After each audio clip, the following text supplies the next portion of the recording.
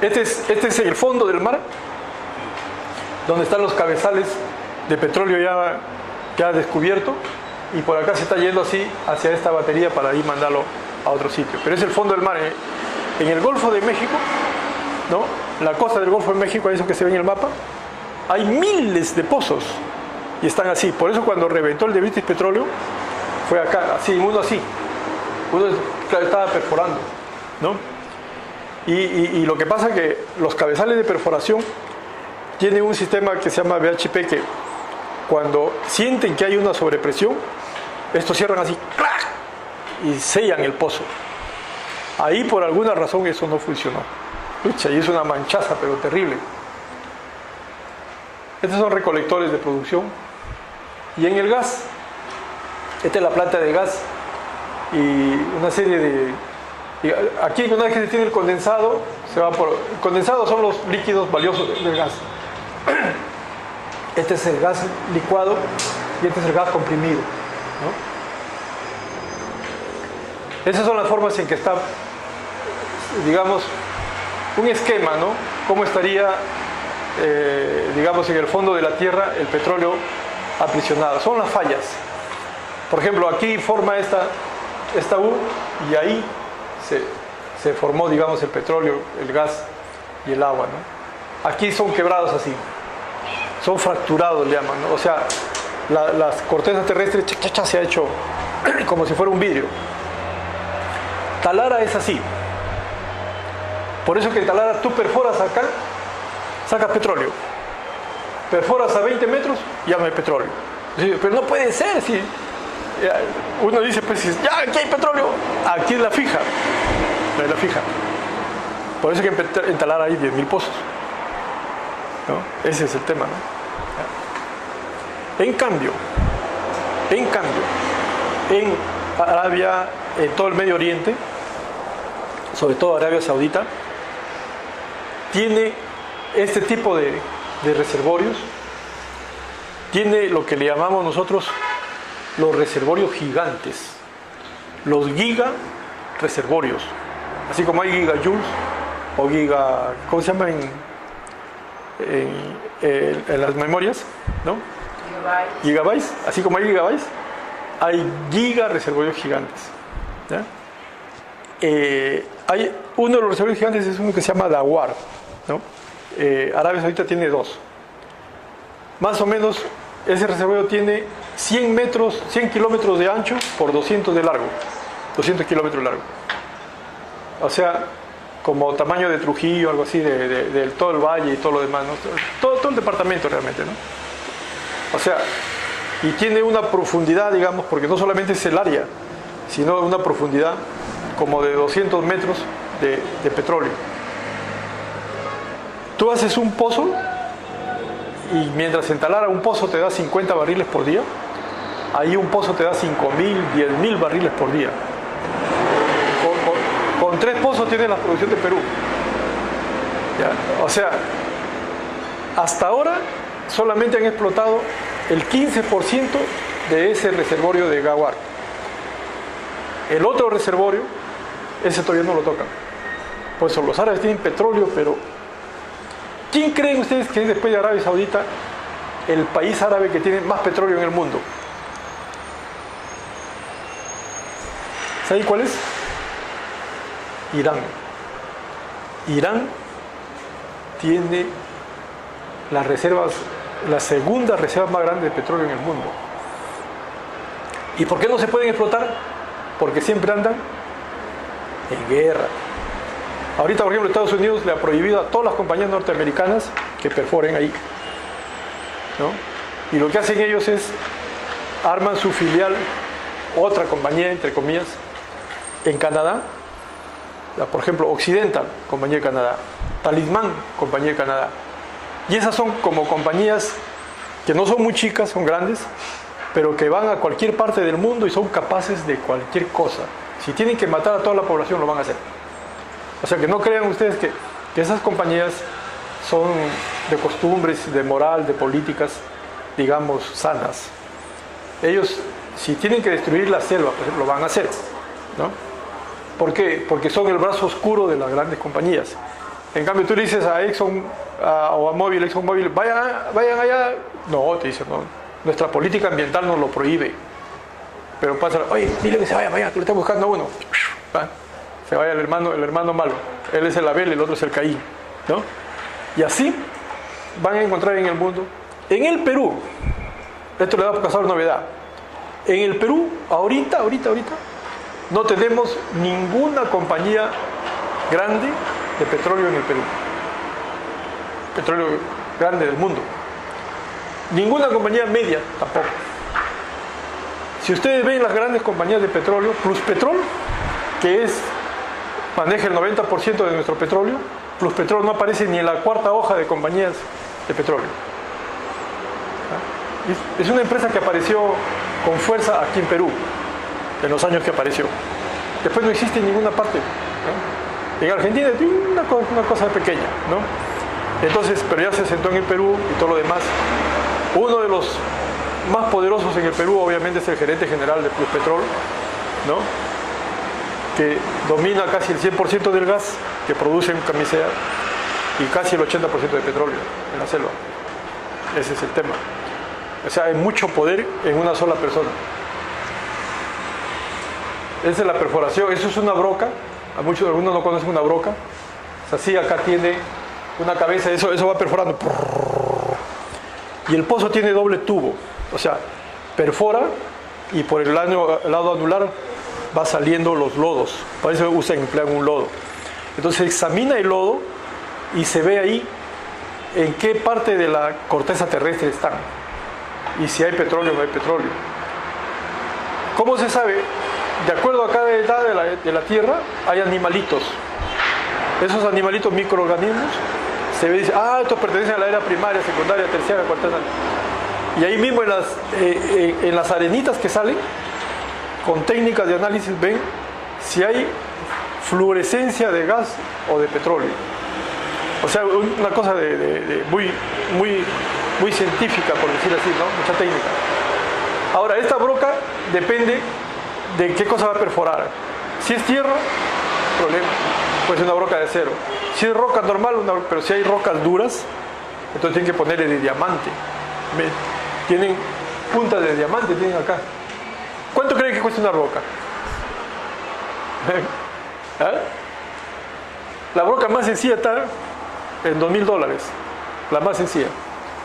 Y no es que, digamos, dura para mucho, perforan poco y cambia la broca, sacan todo y cambian. Esta es una bomba de lodos, la bomba de lodo que les decía, y ese es el lado anular, cómo perforan y salen. Llega un momento en que ya encuentran petróleo y rompen estas paredes, y por presión sale el petróleo, ¿sí? Y sale, y tienen que controlar la presión, petróleo o gas, ¿no? Todo lo demás ya lo cierran, ¿no? Este es un cabezal de petróleo. Ven que tiene válvula acá, válvula acá, válvula acá.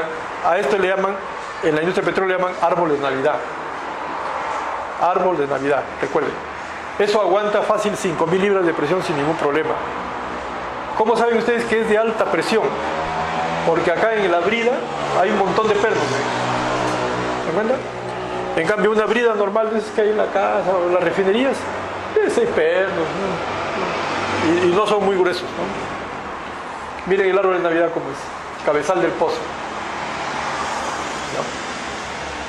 ¿no? Este es un separador, por arriba sale el gas, el aceite por en medio y el agua abajo. Ese es el agua de producción, ¿no? Esta es una planta de gas, ya lo veremos con calma. Y como hemos hablado de reservas, esto no ha cambiado, porque como lo dije, el 2014 se tomó la foto y el Perú se paralizó. 15, 16 no ha pasado nada, prácticamente. A lo mucho ha bajado un poquito. Pero por ejemplo, en gas natural, las reservas probadas son 14.6 tera, ¿no? O sea, BCF son billones y tera son trillones. Entonces yo hablo, puedo decir 14.000, muy largo, 14.6 teras. Las probables, 6. Las posibles, 4. Pero lo que puede haber en Camisea son 74. O sea, si el Perú invierte y explora, ¿no?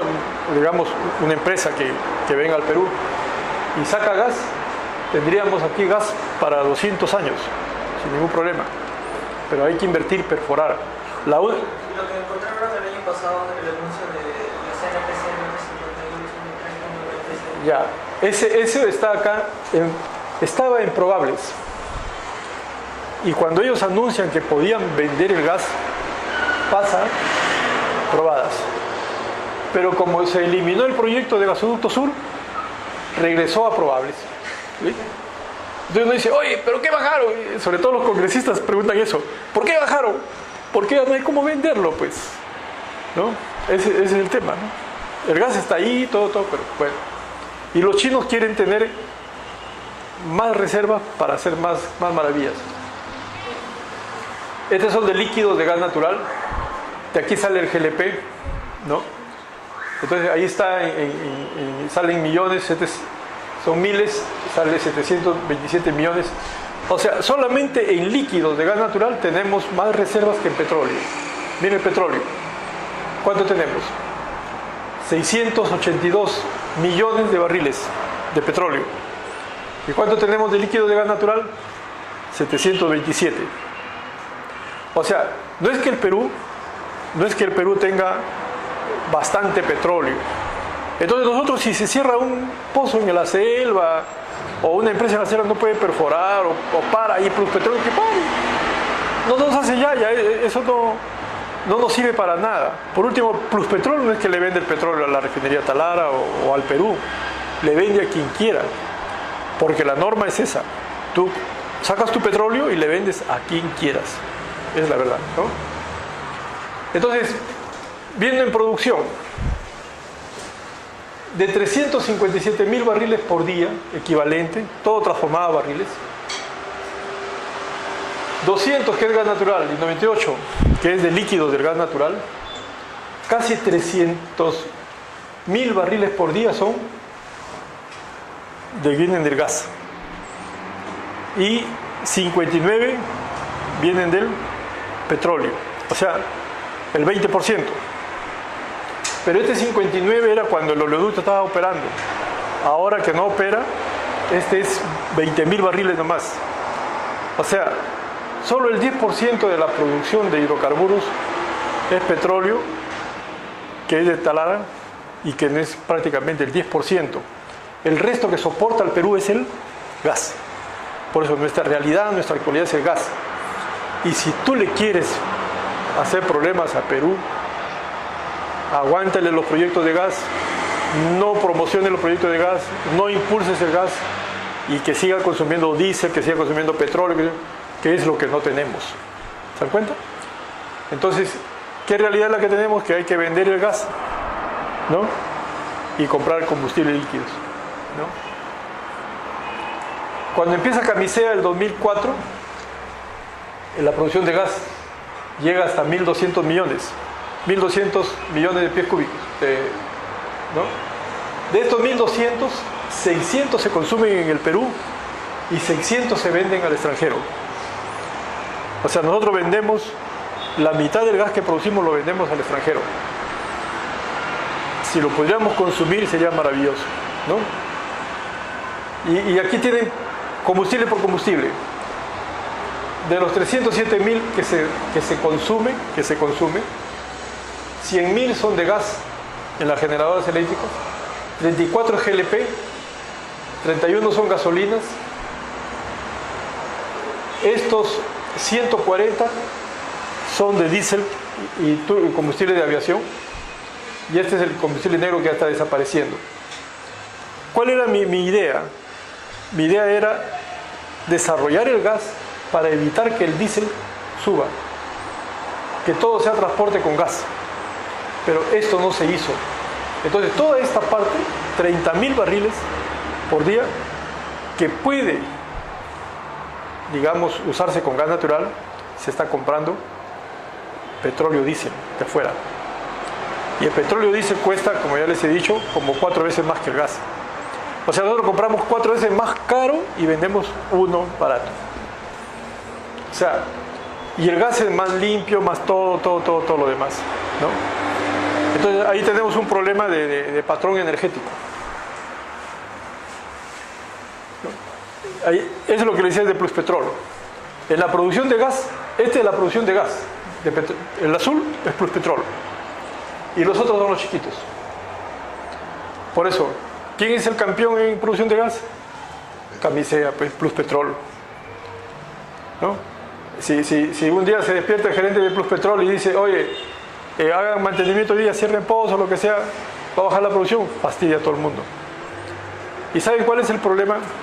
Que mientras que en líquido hay una norma que te obliga a ti como productor y vendedor a que tengas un inventario de seguridad de 5 días o de 15 días para abastecer a tus clientes, en gas no hay esa norma, no existe.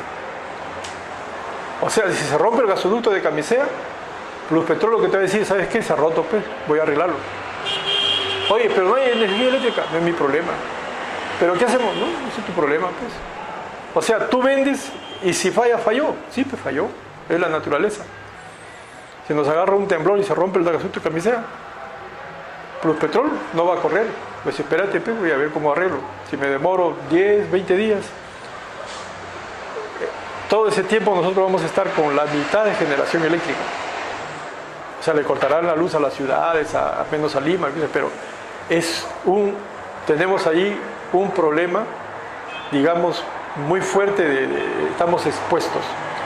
En cambio, si la refinería Talara para, la norma le dice, oye, tú tienes que tener 5 días de inventario ahí, así que compran un buque y traen y lo llenas acá de combustible.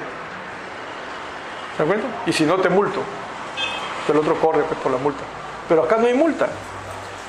En Europa, España, por ejemplo, a estos señores productores o vendedores de gas sí les obligan a tener un inventario de gas. Lo tienen en forma líquida, obviamente. En caso si el buque se demora, ya. Por ejemplo, en Japón, el viaje de Qatar, de Arabia prácticamente, Qatar, a Japón demora como 25 días en buque. Son buques bien grandotes, de 1 millón de barriles, ¿no? Si ese buque se malogra, obviamente vendrá el otro, pero ahí va a demorar. Hay un desfase. Entonces en Japón tienen inventarios para 30 días de inventarios. Si hay una catástrofe, tienen ahí para 30 días, ¿cierto? Estados Unidos tiene 45 días. Europa tiene 60 días. En cambio nosotros, ¿no? Y en general en América Latina, no, 5 días en combustibles líquidos y 0 en gas. No responsabilidades. Ese es el tema. ¿Este qué es? Sí. La misión está transportada de gas Perú, que tiene 2 contornos de gas y el único es el gas natural, Sí. en paralelo. Cuando hubiera una falla en la ruptura de esta tubería que lleva el líquido de gas natural, el impacto no sería tanto si es que se rompiera esta tubería de gas, ¿verdad? Cualquiera de los dos que se rompa va a haber problemas. Porque cuando sale el gas del pozo, va a la planta de las Malvinas donde se separa el líquido del gas. Entonces, si te rompe la tubería de gas, ¿no? Tú puedes seguir sacando líquidos, pero todo el gas tienes que reinyectarlo al pozo, porque para acá no avanza. Y ellos no tienen capacidad para reinyectar todo el gas adentro. Entonces tienen que disminuir la producción de gas y disminuir la producción de líquidos. Si se corta la de líquidos, ¿no? Tienes que parar la de gas también, porque ¿dónde vas a meter los líquidos? Y no puedes mandar gas con líquidos. Y reinyectar líquidos no se hace, ¿no? Entonces, son situaciones que se tienen de riesgo, que se tienen que analizar una por una. Y ahora, pues, ¿qué se da más? Porque se da más en el ducto grande de gas, ¿no? Aunque también en el chico, el ducto chico es el que se ha roto. ¿Por qué? Porque cuando los cerros, por ejemplo, han caminado, se ha estirado como un cinturón. Digamos que este es mi brazo así, y ha comenzado a empujar así.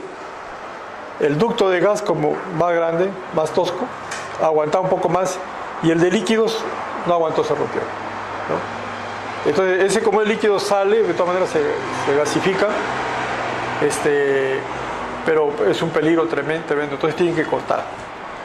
La regla ahí para tanto ambiental como de seguridad es que en todos los sitios donde se ve que hay riesgo o cruces de quebradas, debe haber válvulas de bloqueo.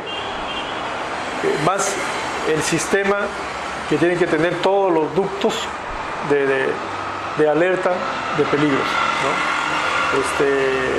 De tal manera que si por ahí hay una bajada de presión, lo que sea, se corta, ¿no? Es el tema. Lo que nos ha salvado a nosotros, por lo menos un par de días o 3 días, es que como se rompe el tubo de líquidos y se corta la producción, el tubo de gas queda con gas y a presión. Entonces ese se va desinflando. ¿Qué pasa? Lo seguimos usando, se corta todo el sitio y solamente se quedan las generadoras eléctricas. Entonces las generadoras van consumiendo y lo van desinflando, Si solo quedan las generadoras eléctricas, lo que hay en el tubo fácil puede durar para 5 días, ¿no? Hasta que se baja la presión, ¿no? Es como la llanta del carro cuando se te pincha, ¿no? No es que a menos que se reviente, se va todo el gas, ¿no? Pero se te pincha, entonces a veces llegas hasta el grifo, a veces llegas más allá, ¿no? Va bajando poquito a poquito. Depende del nivel de la rotura, pero hasta ahora los promedios están en que una reparación puede durar 10 días. El problema es que, mientras tanto, ¿qué? Hay una prelación de quien usa el gas que está en la tubería, ¿no? Pero si se rompe el ducto de gas, no hay prelación, no hay nada. Estamos ahí en alto riesgo, sobre todo para cuestiones de terremoto o temblores fuertes. No creo que haya... Miren, en hidrocarburos líquidos, ¿quién es el campeón? Pluspetrol. ¿Se dan cuenta? Porque este es Pluspetrol Norte, la selva de Camisea, ¿no? Sumando los dos, suman más del 50%. O sea, incluso en la miseria de 20.000 barriles por día que producimos, Pluspetrol es el más grande. Ese es el gas que tenemos de Camisea. Empezamos con 13,4, 7, después nuestra demanda proyectada para 40 años, 20 años dice ahí, no consumía todo el gas. Las reservas en Perú, como ustedes ven, gas natural más los líquidos del gas natural son el 80% de las reservas.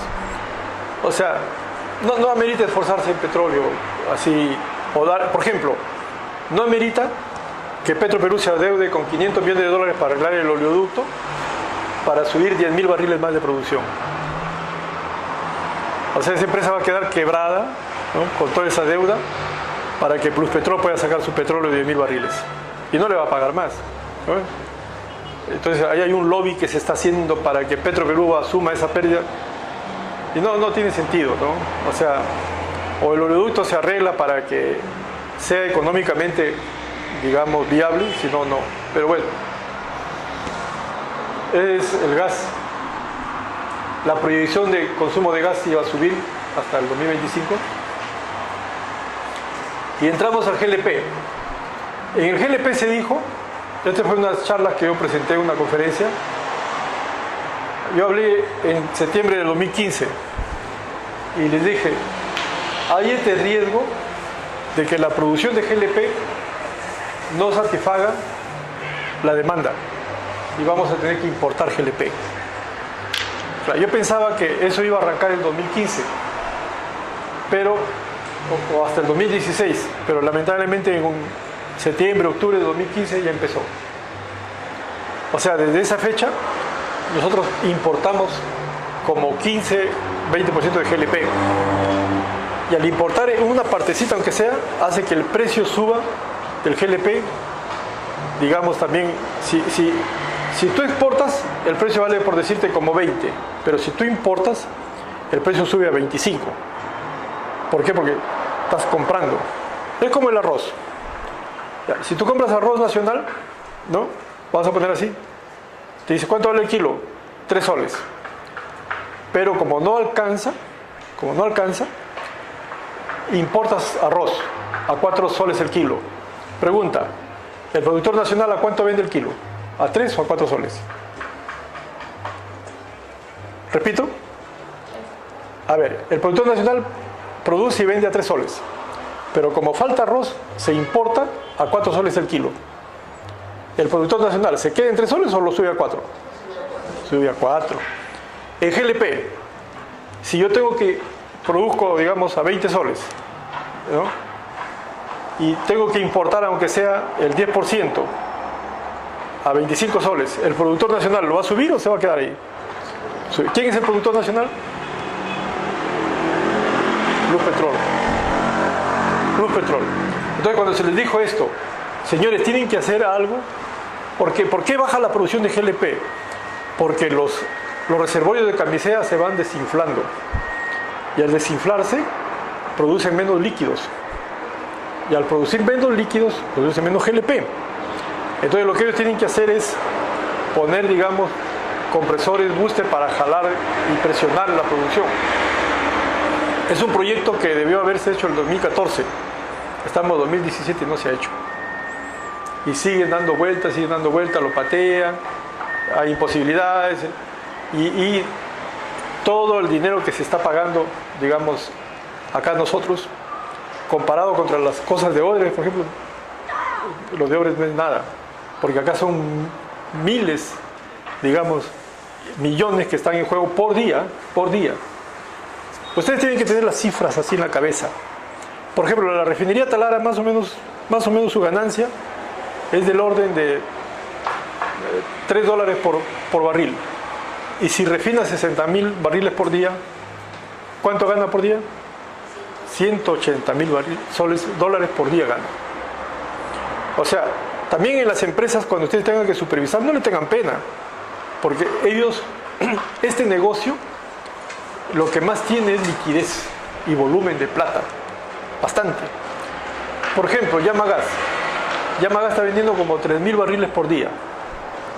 A ver, tú tienes ahí, multiplica 3.000 por 42.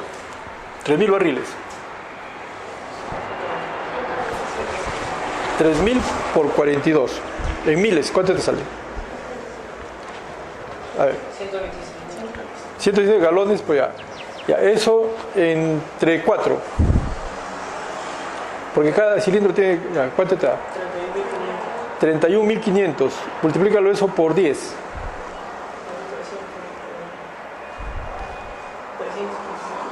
Ya.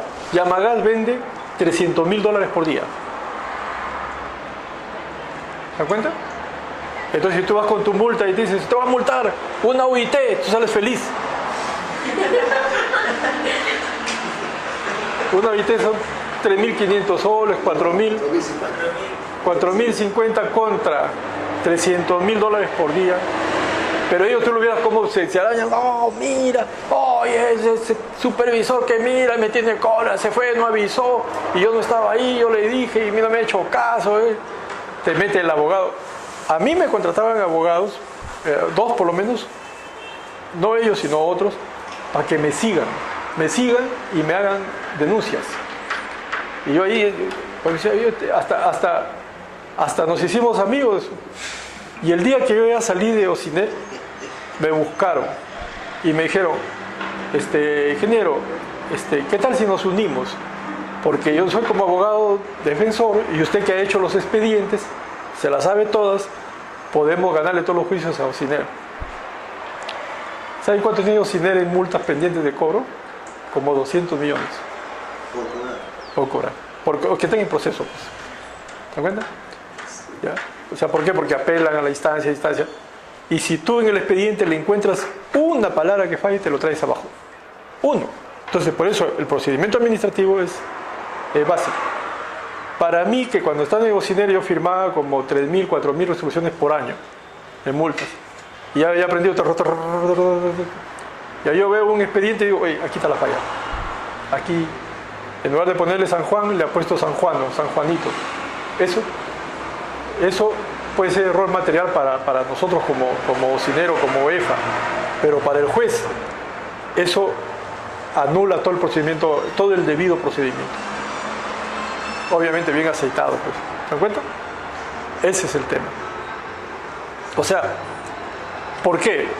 Porque la mayoría de supervisores comete el error de que una vez que se fue a una instalación y sacó una plantilla, la tiene en su computadora, la siguiente utiliza la misma plantilla y solo cambia de nombre.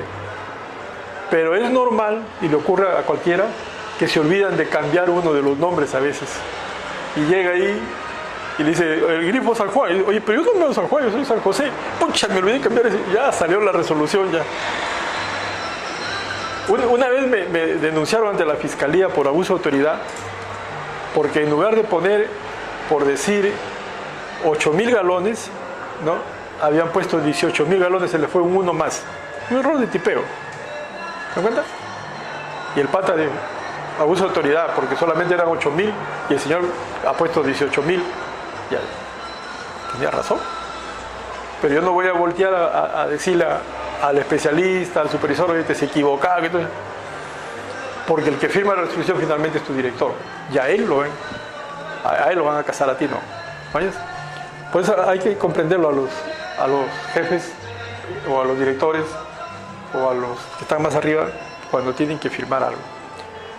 Y por eso es que los expedientes dan vueltas y vueltas.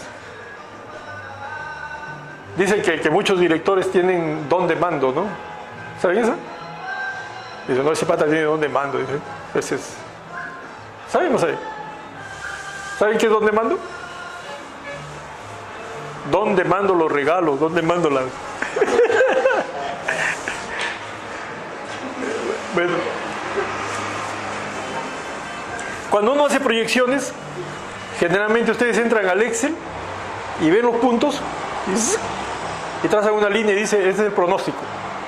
Ese tipo de pronóstico, ¿ya?, se llama forecasting, ¿ya?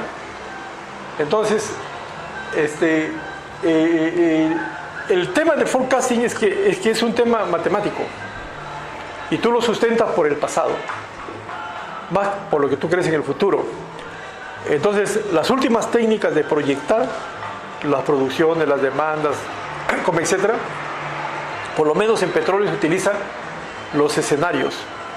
Si el escenario va a ser más, digamos, atractivo, va a ser pesimista o va a ser moderado, ¿no? Entonces, aquí, en esa visión de futuro, tú ves los futuros posibles. Tú dices, ¿cuánto va a subir el consumo de GLP al otro año? Sacas tu línea, Excel, te da hasta la fórmula, ¿no? Te da la fórmula. ¿Pero es cierto eso? Esa es una proyección determinística que está muy influenciada por las matemáticas y tu pensamiento no vale para nada. En cambio acá, tú sí dices, yo creo que por esto hay un cambio. Entonces, el primero, la proyección matemática se llama forecasting y la otra se llama foresight. En petróleo se utiliza el foresight, ¿no? Estas son las desventajas del forecasting. Hay un continuismo, hay una teórica, hay una confirmación engañosa, hay una intención peligrosa y hay un determinismo científico. En cambio, en este tema del foresight está la consulta de los expertos, ¿no?, de los que están los usuarios, los productores, y podemos hablar, digamos, de moderado, atractivo, optimista y pesimista. Así te presentan en los informes a nivel de los institutos como el de la Agencia Internacional de Energía. Cuando ustedes vean, es que es eso, ¿no? Nosotros, por ejemplo, pensábamos de que para el 2014 el gas natural iba a tener este avance y que para el 2020 la torta de consumo nacional, ya el destilado medio prácticamente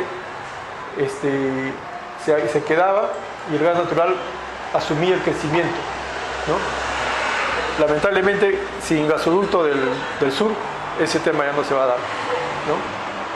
O sea, nos hemos quedado acá, así, ¡tah!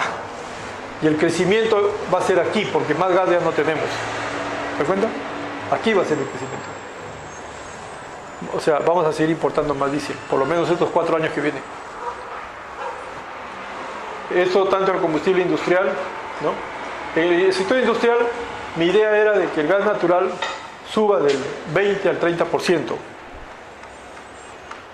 Por ejemplo, En otros países como la China, los camiones mineros, ¿han visto cómo son los camiones mineros? Esos tremendos tancazos que la llanta es de este tamaño, ¿no? ¿Cuánto crees que usan ellos? ¿Cuánto dicen por día gastan? Más o menos 800 galones por día usan. Un camionazo de esos. En la China lo usan a gas. Si nosotros tenemos gas, ¿por qué no usamos el gas? Claro, hay intereses de todo tipo, de todo tipo, ¿no? Empezando las refinerías. Las refinerías no quieren que el gas avance, porque si yo vendo más gas en vez de diésel, alguna refinería va a dejar de vender diésel. ¿Se dan cuenta? Ese es el tema. Hay una lucha ahí, una competencia de poderes, de intereses. Y ellos no crean ustedes que en el mercado, cuando dice, oye, ¿tú qué vendes? Diésel. Tú vendes gas, yo vendo GLP. A ver, ¿qué le vendemos a esta industria? No, que mi precio es más barato, que ecológico, que esto. No. En la competencia en el mercado eso es secundario. Lo primero que el pata dice, mira, el amigo de la empresa, el gerente de la empresa es mi amigo. El otro está, ¿quién es el gerente? ¿Lo conoces? Y yo dice, oye, chamache, ¿cómo hacemos? Porque yo le quiero hacer ganar plata a este pata, pero ¿cómo hago para convencerlo, para llegar a él? Quiero una oportunidad para presentar, ¿no?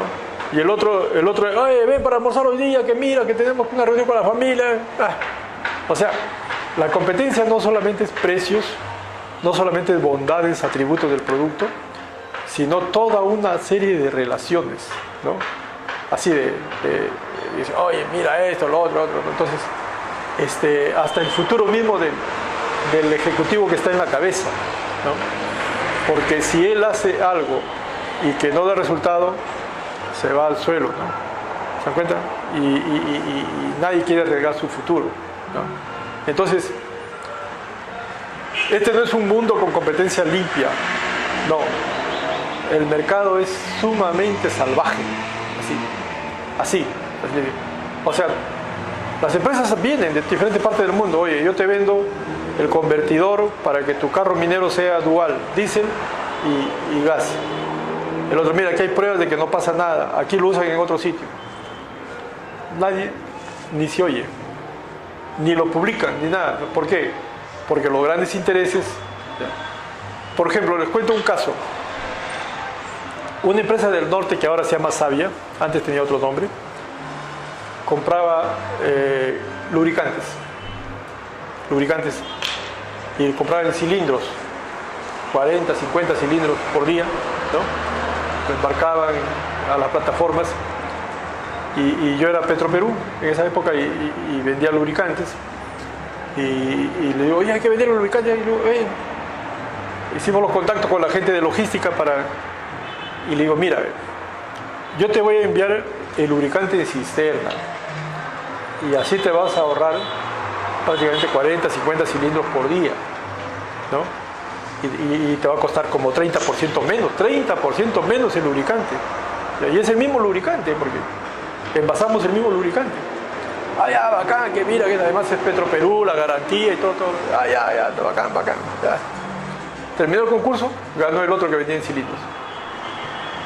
Pero ¿cómo ganó el otro? Si vende más caro y más todo.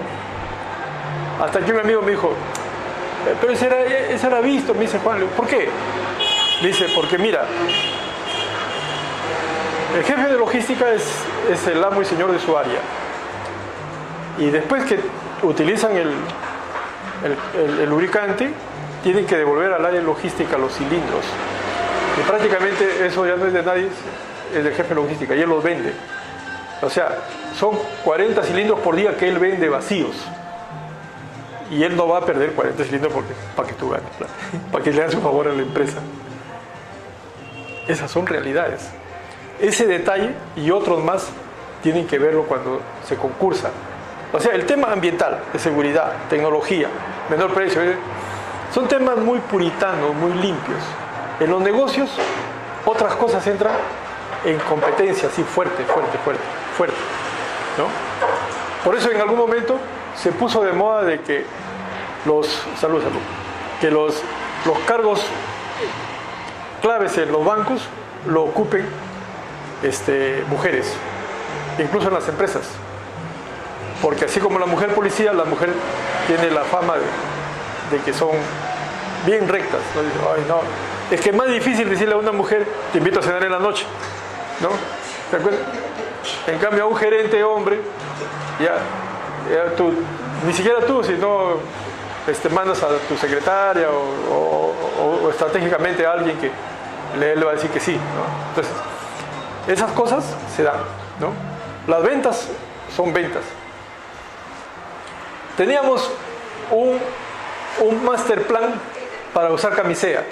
Aquí está el 88, que estábamos hablando de los chinos, no el SAPI, CNPC, para tener aquí, separar, digamos, el etano, producir 1.600 millones, aquí producir otro tanto los 1.600, porque tenemos reservas, pero esto se iba a exportación y por PIB y todo lo demás, y esto iba para petroquímica y para el Perú, o sea, nos sobra gas. Todo ese gran proyecto se ha quedado congelado. Los chinos nos dicen, yo te hago todo, pero el gas que exportas es para mí, o sea, me lo vendes a mí. Y los chinos negocian de país a país. Y como nosotros no podemos hacer eso porque acá tiene que haber concurso, tiene que haber lo otro, no se puede. Porque si tú negocias con los chinos solitos, seguro que en el siguiente gobierno te están poniendo contra la cruz. ¡Pah! Este negoció, ta. Y los chinos negocian así. Entonces, ¿qué pasa, por ejemplo?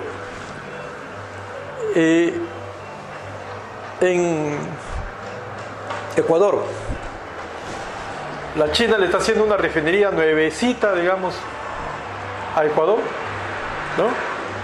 Y el arreglo que le paga en petróleo. ¿Listo? Nadie dice nada, no se mete, no pasa nada. ¿Se dan cuenta? Ese le he puesto como ejemplo. ¿Con quiénes ellos sí no pueden negociar así? Es con Venezuela. En Venezuela sí hay bastante corrupción, ¿no? En Venezuela sí, ¿por qué? Porque los chinos te venden, dice, yo te vendo este producto, y tú dices, no tengo plata, y este banco mío chino te da el financiamiento. Tú le pagas a él y punto, ya, nada más. Dice, ¿pero qué tengo que llenar? No, pues tu DNI, tu nombre, ya, listo. No te hacen problemas, que te venda el chino. Ya. Esa fórmula funciona en muchos países, al menor precio, al menor costo financiero. Pero en Venezuela te dice, sí, pero tienes que pasar primero por caja, ¿no? Ahí hay varios niveles con don de mando, ¿no? Y las coimas ahí pueden llegar al 20% del valor. 20% del valor. Son bravos. Y Venezuela produce harto petróleo. Venezuela está comprando por lo menos $1.000 millones en equipos. O sea, de esos 200 millones van a las coimas. Venezuela es bravo, ¿eh? O sea, toda inversión es para generar valor. Y la plata va a venir de afuera. De acá del Perú no tenemos plata. Nadie va a arriesgar plata para perforar un pozo que no vas a encontrar petróleo de repente. O para hacer un gasoducto y no hay mercado. Entonces, aquí hay recursos humanos, materiales, insumos. Y aquí está el proceso y la inversión. Y la idea también es que una vez que tengas el producto, tú recuperes ese valor. No que se lo lleven otro. Por ejemplo, el proyecto del oro. Tenemos un buen proyecto de producir oro en Yanacocha. Aquí está muy bien, pero aquí viene el problema. Aquí el Perú captura valor. No, pues solamente impuestos. O sea, ¿por qué? Porque aquí necesitamos que esto se diversifique más. Un ejemplo es, miren, Chile, el 80% de su cobre lo vende ya como producto acabado. El Perú el 80% lo vende como materia prima, como mineral. Esa es la diferencia.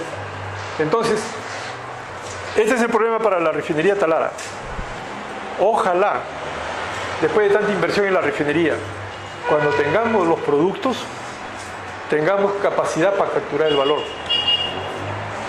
No vaya a ser que firme una alianza con algún gran broker, ¿no? O trader, y diga, tú me vas a dar todos tus combustibles y yo a ti te voy a dar tu comisión. Y esta es una cosa que ustedes deben entender en la industria del petróleo. y para todos los proyectos.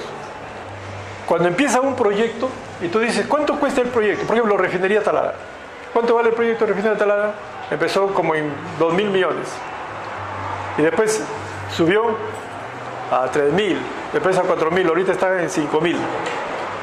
Lo que pasa es que cuando no tienen todo el estimado, el error que te dan, digamos, es muy grande, de 40%, 50%. Recién cuando ya estás en la etapa de edad de implementación, tienes un costo más aproximado de toda tu inversión. ¿Vayas? Y cuando termines, ahí recién vas a saber cuánto te ha costado. Pero es difícil saber cuánto realmente. Ahora, así como es la OEFA, o CINER, o CITRAN y todos los otros organismos reguladores, en otros países como en Estados Unidos, por ejemplo, hay una obra, por ejemplo, se está haciendo una refinería como la de Perú, Petroperú, digamos que es del Estado, solamente con el Estado, hecho con los impuestos. Tú como ciudadano puedes entrar a la página web ahí de esa oficina, ministerio, lo que sea, y te muestran la inversión que se está haciendo ahí, el avance de la inversión en monedas, en dinero, el avance de la inversión en tiempo y la desviación de la inversión. De tal manera que tú como ciudadano puedes ver, ¿no?, en tiempo real si tus impuestos están siendo ejecutados con eficiencia y no se está perdiendo plata en pérdida de tiempo o lo demás, porque, por ejemplo, en la refinería Talara, creo que cada mes de retraso cuesta $1 millón de sobrecosto. Entonces retrasó un año, 12 millones, algo así. ¿Se dan cuenta? Y en todo proyecto es así. Entonces, tú como ciudadano entras a la página web de avance de proyectos, control de proyectos, es el Project Management, ¿no? Pero ya más estilizado. Entonces ahí, cuando por ejemplo dice, van a construir esta carretera, esta pista, ¿no? Entonces al ganador le exigen que ponga ese control en la página web del ministerio. Y uno puede entrar de tal manera que ahí no hay que, oye, aquí va a haber un plus, una adenda, ¿no? La famosa adenda. ¿Por qué? Porque tú estás viendo ahí, ¿vale? Estás viendo en qué momento se produjo la adenda, ¿no? Generar un proyecto un proyecto de más de 1.000 millones es un megaproyecto. Eso no se hace, digamos, de la noche a la mañana. Por ejemplo, el gasoducto subperuano, solamente para que lleguen a firmar un nuevo contrato va a pasar como 3 años. O sea, el nuevo contrato, si se firma, va a ser el año 2020 más 4 años de construcción. El año 2024 tendremos gasoducto. Ahorita no saben ni siquiera cómo hacer. ¿Por qué? Porque acá tienen que ver este punto de acá. ¿Qué significa? ¿Cuánto tiempo va a demorar el proyecto? ¿Qué riesgos tiene? ¿Se dan cuenta? ¿Cómo va a participar el Estado? ¿Quién va a ser el cliente? ¿Quién va a pagar el proyecto? ¿No? Y los grupos de interés a favor y en contra. Entonces tú vas a hacer una carretera y preguntas, ¿quién va a pagar la carretera? Tú eres el inversionista. ¿Quién? ¿Quién lo va a pagar? El peaje. ¿Cierto? Que va a haber un peaje y tú vas a pagar ahí, Sí, pero ¿para cuántos carros has estimado? Sí, yo he estimado que van a pasar 1.000 carros por día. Y si pasan 500, pierdo. Yo no voy a perder, no meto mi plata. Entonces sale el Estado y le dice, no, un momentito. Cuando no pasen el mínimo que tiene el proyecto, yo, Estado, te pago. Igual es en todos los proyectos del Estado. Nadie va a meter su plata y aventurar a que, oye, sí aparece, no aparece. ¿Por qué? Porque esta parte es muy importante, asegurarse el mercado. ¿Quién te asegura la ley? ¿Cómo sabes que no te van a cambiar la ley? ¿No? Entonces, de esto podemos hacer toda una charla. Entonces, los proyectos petroleros, los negocios en general, tienen alto flujo de caja y capacidad de pago. Por eso les digo, no tengan pena en eso, ¿no? Esto ya lo hemos visto, ¿no? El marco legal ya les he explicado.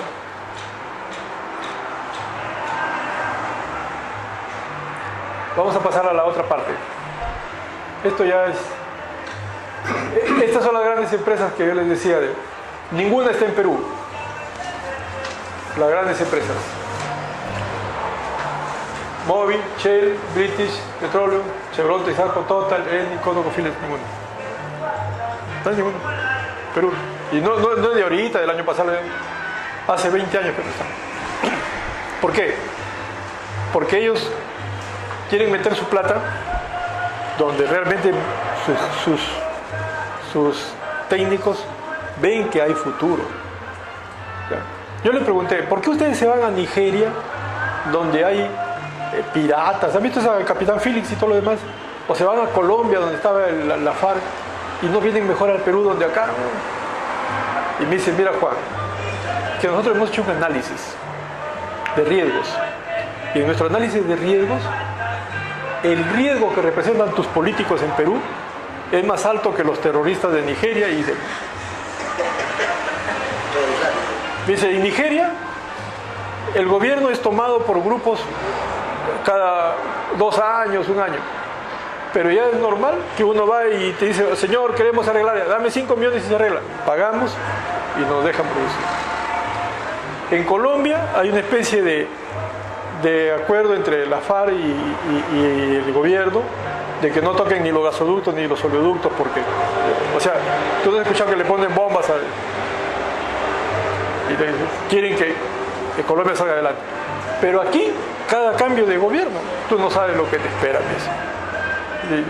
Ni siquiera, pucha, decía, terrible, ¿eh? Nos hemos ganado una fama a nivel internacional.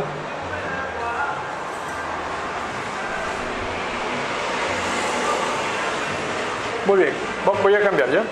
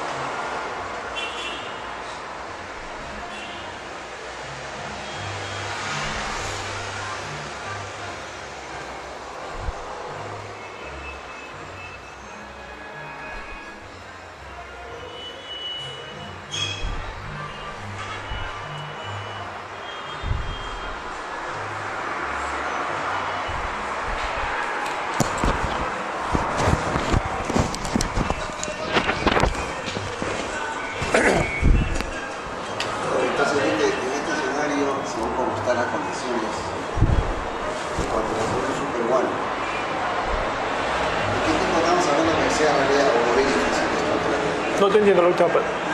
¿Cómo? O sea, ¿qué tiempo le da para que sea realidad el gasoducto peruano? Como dice, por ejemplo, la ministra COVID dicho que hasta fines de este año, diciembre, liquidan los activos de dólares que pasen al Estado. Creo que yo se me había encargado a una empresa que se dedica a la transferencia de los bienes, en la cual inversores. ¿Para cuándo vamos a suponer que no se cumpla eso?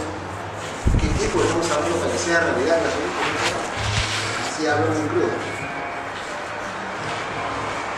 Mira, hablando en crudo, primero se cometió un error de rescindir un contrato,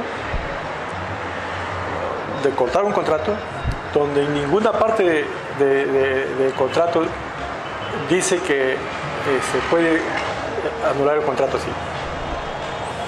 Lo que el contrato te dice es, si tú no cumples en esta fecha con conseguir el financiamiento, yo te aplico la penalidad a través de ejecutar una carta fianza, que es 80 millones, 100 millones, 150 millones, te ejecuto. El Estado no hizo eso. El Estado le ejecutó la carta fianza, pero encima se alborotó por las denuncias que había del escándalo de oro y todo lo demás, dijo, y encima te corto el contrato unilateralmente.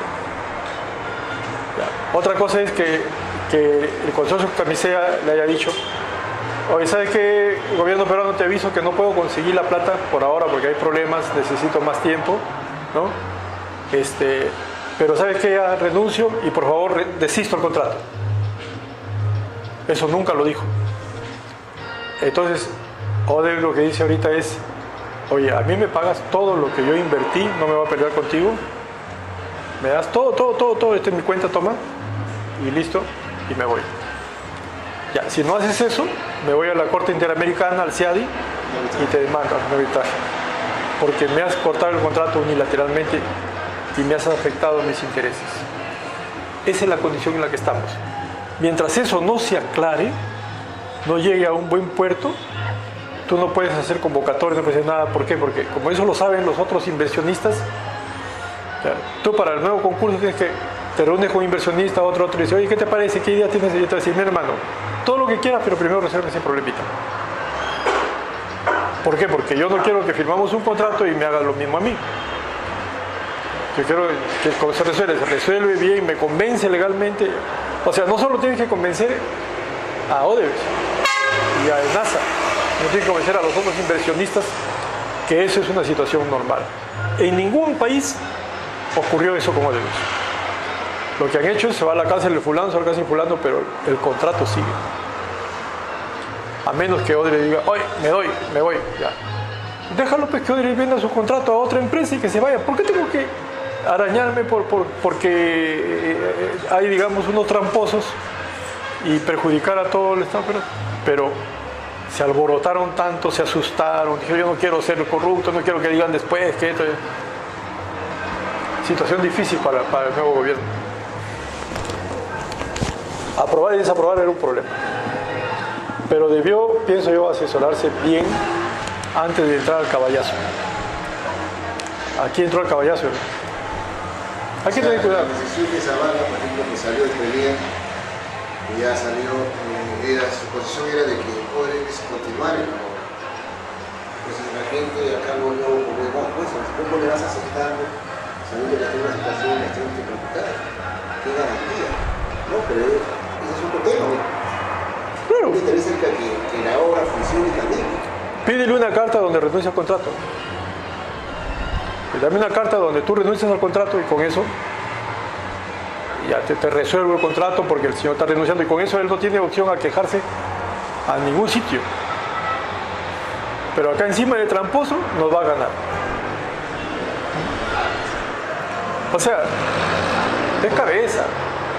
Por eso una cosa es ser un buen asesor, ser director de una revista, lo que quieras, ¿no? Otra cosa es ser ejecutivo, que tienes que ver los pros y los contras y decir, oye, ¿hacia dónde? ¿Cómo? Si hago esto, ¿qué pasa? Si hago esto, ¿qué pasa? Yo he aprendido una lección en esas cosas, ¿no?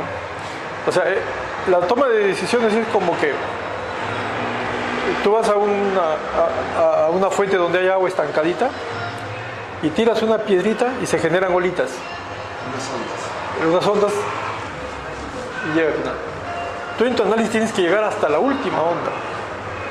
Y eso no es en este año o en el otro, sino de repente en la siguiente generación dices, pucha, le estoy causando un problema. Por ejemplo, yo me arrepiento hasta ahora y digo, bueno, ya. ¿Por qué? Porque fui parte de repente de todo ese grupo de gente que estuvo por ahí cuando hablaron del gas a 12 soles, ¿se acuerdan? Y como no podían resolver el problema, le pasaron el encargo a Ociner y de Ociner salió la idea de poner el bono de GLP de 16 soles para el FICE. El problema claro, se le puso FICE, se le enchufó el tema al FICE, ¿no? Pero digamos que el FICE tiene fines más nobles y todo lo demás. Pero aquí era una subvención, digamos, es un subsidio política, un subsidio. pero no se había enmarcado bien. ¿Por qué? Porque, por ejemplo, mire, vamos a poner así. Pensión 65. Tú por lo menos puedes decir, se corta pensión 65, se corta, y dentro de 10 años se mueren todos esos señores y ya terminó la mitad, ¿cierto? Porque se van muriendo. Pero en el FICE no se muere nadie, van creciendo. Entonces, ahorita encima que no tenemos GLP, más o menos se da 1 millón de balones por mes. A $10 cada balón son 10 millones. Por 12, 120. ya, eso tiene que salir del FICE. ¿Te cuenta? Entonces, No está saliendo esa cosa. y lo que la presión del gobierno era más FICE, más FICE. Oye, con más FICE estás generando el consumo, la mayor demanda de GLP que no tenemos. Segundo, un subsidio que tiene que salir de la misma correa, del mismo cuero, ¿no? ¿Cierto? Y lo otro es que esto se vuelve una bola de nieve, que todos quieren ser pobres. Porque ahorita, como nos estamos yendo hacia la pobreza, va a haber más pobres. Es el tema. Entonces el FICE, o sea, una cosa que se creó con una buena intención y otra cosa que, o sea, no ha sido manejado, no ha dado los resultados esperados. No fue configurado como debía ser. Debe tener ahí sus reglas de decir, primero, había que quitarle el tinte político y social. De tal manera que si te lo quito, no creo un problema social. ¿Vayas? Tenía que ser una compensación de algo, que te lo ganabas por algo y te lo podían quitar, te lo podían dar. Como no se creó así, es un tema, se convirtió en un medio de vida. Pero tu mala administración de error, como falta de asesoramiento, de haber prometido en campaña, decirle al pueblo que 12 soles iba a costar. O te dijeron, no, habló de gas, digo, pero no sabe a qué se refería, si a GLP, no, se refería a GLP, era la campaña. No conoce un militar que no conoce el proceso. No. Ahí en parte para mí estuvo mal asesorado, porque no debería haber hecho eso. Es que no fue una cosa así de como plan del gobierno, a la mala lo metieron. O sea, mira, no voy a decir el nombre de la empresa, pero había el meeting y una empresa para jalar gente y todo lo demás fue con su camión y lo comenzó a vender gas a 12 soles. Así, ¿y qué es lo que le cuesta a la empresa? Y entonces el otro, cuando vio, dijo, ve, el gas se voló, obviamente, pero no. Sí, así va a ser en mi camino de gobierno, voy a hacer eso. Saltó. Algo que era una muestra de cariño, como dice, y de atractivo para ese momento. Y el otro, sin pensarlo, se lanzó. Ahí fue su error.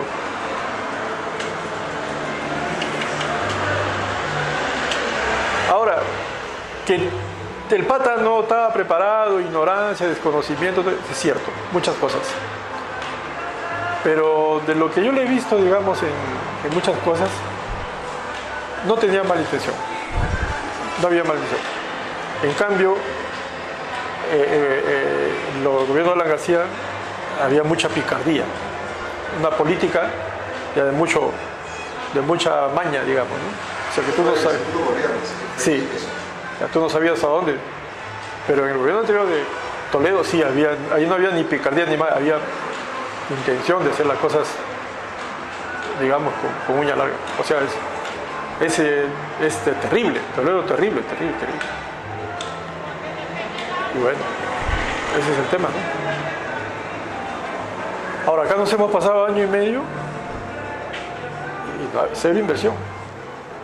Más bien, corte de proyectos.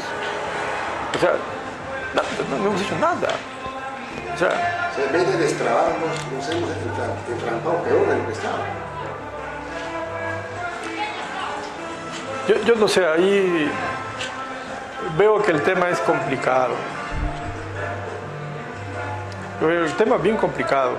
O sea, y la única salida que tenemos es juntarnos y ponernos de acuerdo y decir, mira, no tenemos ahorita para comer. Ok, hijo, yo les prometo que dentro de 5 años esta situación va a ser diferente. Trabajemos los 5 años. Pero no me pidas para mañana, imposible.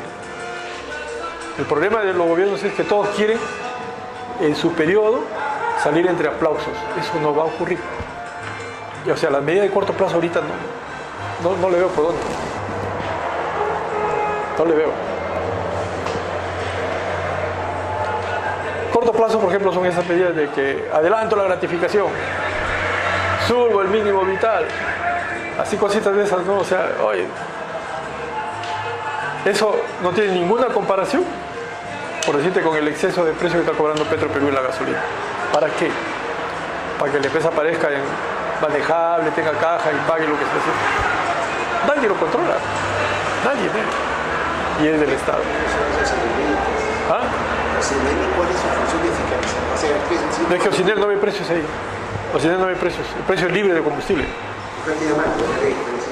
Sí, y lamentablemente en el marco regulatorio que tenemos, si yo me meto a opinar incluso sobre precios, el señor me puede denunciar por abuso de autoridad o omisión de función, lo que sea, porque le puede decir, se está metiendo en temas que no son su competencia.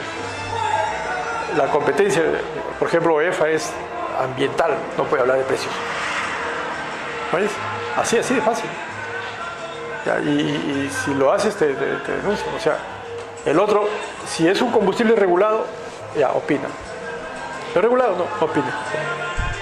Por ejemplo, una vez le hicieron al director de hidrocarburos la consulta de un grifo. Le dijo, señor, vengo a quejarme a usted porque me he ido a comprarle gasolina a Petroperú y no ha querido venderme. Yo soy el grifo Juanito. Y eso no es justo, que mire, que esto. Entonces el otro le contestó, como debe ser, señor, la venta de combustible en Perú es libre. El vendedor le puede vender a quien quiera, no le vende, no está obligado. No está obligado, la ley no le obliga a Petroperú. Es lo que firma. El otro día su denuncia en la fiscalía. Habiéndole contestado de buena fe y todo lo demás, la denuncia era porque había opinado sobre precios y sobre el mercado, que él no tenía por qué opinar sobre el mercado. ¿Ves? Ese tema de las leyes aquí en el Perú son terribles.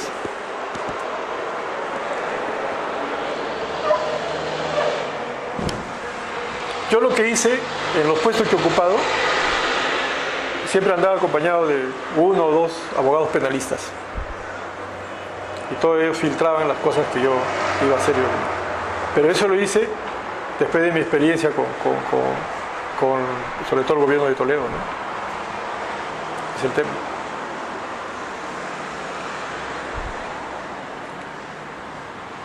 Y anecdóticamente aquí en el Perú tú haces cosas buenas y a veces en lugar de darte premio, pues hasta te quieren meter a la cárcel.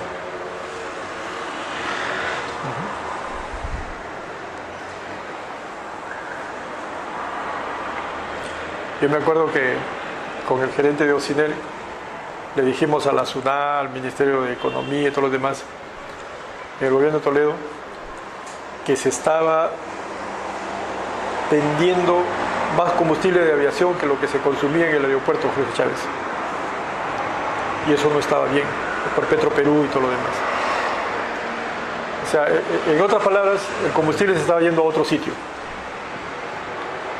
Comenzaron a entrar, hicieron la investigación, o sea que en Petroperú rodaron cabezas, contratos, todo lo demás, ¿no? Y resultaba que había un cártel de Tijuana que había armado su mayorista, su grifo, su transportista, su empresa fantasma, toda la cadena. Y se llevaba, el turbocombustible se llevaba al sector de las drogas. Y comenzó, digamos, la fiscalía con todas sus cosas, todo eso. Y incluso a nosotros, a mí, al gerente nos dijo, nos aperturó también parte, ¿por qué? Omisión de funciones, que por qué me había demorado 3 meses en informar que había ese tipo de cifras.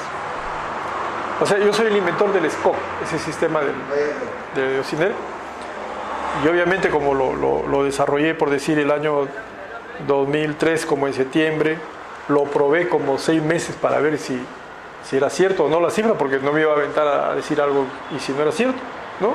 Tenía que tener la cifra. Cuando ya hice la validación, y son como 8 millones de datos por mes, cuando hice la validación como debía ser, dije, pucha, aquí hay algo malo. Lo convencí a mi gente. Finalmente, en lugar de darnos un premio, nos metieron en el grupo. ¿Por qué? Porque la estrategia que siguen los fiscales acá es cuando no encuentran a las cabezas, abren el abanico y jalan aquí, jalan acá, jalan, pero ellos nunca pierden, ¿no? Meten a los payasos, por decir así, ¿no? Y los cabezones se hacen uno. Pero ellos dicen, misión cumplida, acá está. Y ahí jalan al especialista, al fiscalizador, a el otro, ¿no?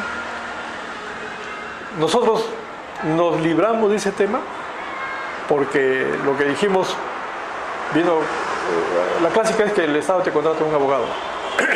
El abogado dijo, ¿sabes qué? Falta 15 días para que esto prescriba. Esperemos que prescriba. No, aquí no intentemos convencer de que soy bueno, soy malo. Prescribió, señor, muchas gracias. Ahí. Así es. Ahí al gerente de ventas de Petro Perú me metieron a la cárcel. Usted lo conoce. Es un profesor de la UNI.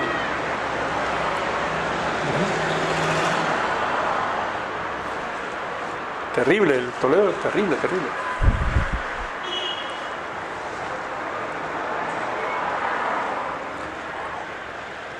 El otro no se queda atrás, ¿no? Pero son muy vivos. Hola y compañía. Es un partido político con mucha maña. El de ahora es un problema que no tiene gente.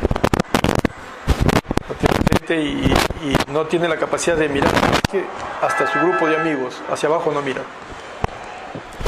Es de mi barrio. Por ejemplo, los concursos. Concursos de CNMI. Que yo he puesto el concurso de presidente de CNMI. De repente el primer concurso me eliminaron. Y dije, bueno, ya está bien. Yo no sabía ni por qué. Y salió un reclamo, oye, que mira, que han eliminado gente capacitada, todo.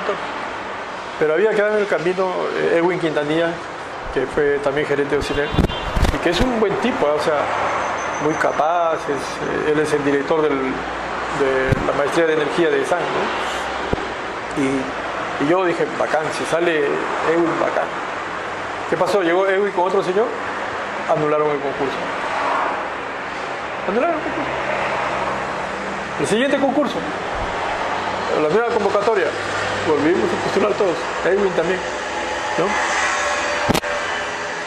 Ya para la final, a mí me descalificaron, nunca se sabe por qué, ¿no? Pero dejaron pasar a otro señor que junto conmigo lo habían descalificado en la primera vez y que tenía menos méritos que yo, mucho menos méritos, pero claro, cumplía, ¿no? Entonces, ¿no? Y llegó con Edwin. Ya comenzó a salir, pero no, ¿sabes qué? Edwin no lo quiere. Además, el otro es amigo de él. Lo nombraron presidente de la República. Claro, yo creo que los concursos siempre han sido así. Pero esta vez ya se pasaron de que anulo el concurso, hasta que no salga mi amigo. No. O sea, más dirigido no puede estar. ¿Te das cuenta? Eso es lo que al sector no le gusta. El sector B se dice, oye, ¿no? Digo, el Edwin y otros señores, unos tipos excelentes, ¿eh? Excelentes, pero bueno, ese es o sea, es un puesto político. ¿Y eso qué hace? Que tú capturas al regulador. El presidente de la OEFA lo nombran así, ese señor está capturado. Hay toda una teoría de la captura del regulador. Si tú sientes que te han nombrado porque eres amigo, como un favor, un dedo directo, cuando el pata venga y te diga, quiero que esto sea así, tienes que hacerlo. Entonces ya no eres regulador, ya no eres fiscalizador. ¿Vayas? Así de fácil. Por más que jures y perjures. Los chinos tienen un dicho en ese tema. Si tú compras un televisor, puedes venderlo. Porque es un televisor. O sea, si el señor te debe el favor de haberle dado el puesto, en su momento tú puedes reclamarle. Si no, lo sacas. Igual fue con el anterior. Entonces, terrible, ¿eh? Por eso los organismos reguladores tienen que tener mucho cuidado en su actuación, ¿no?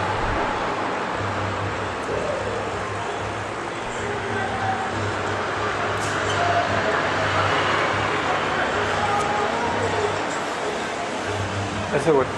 ¿Seguimos? ¿Paramos? ¿Esperamos? ¿Qué hora es? 5:30.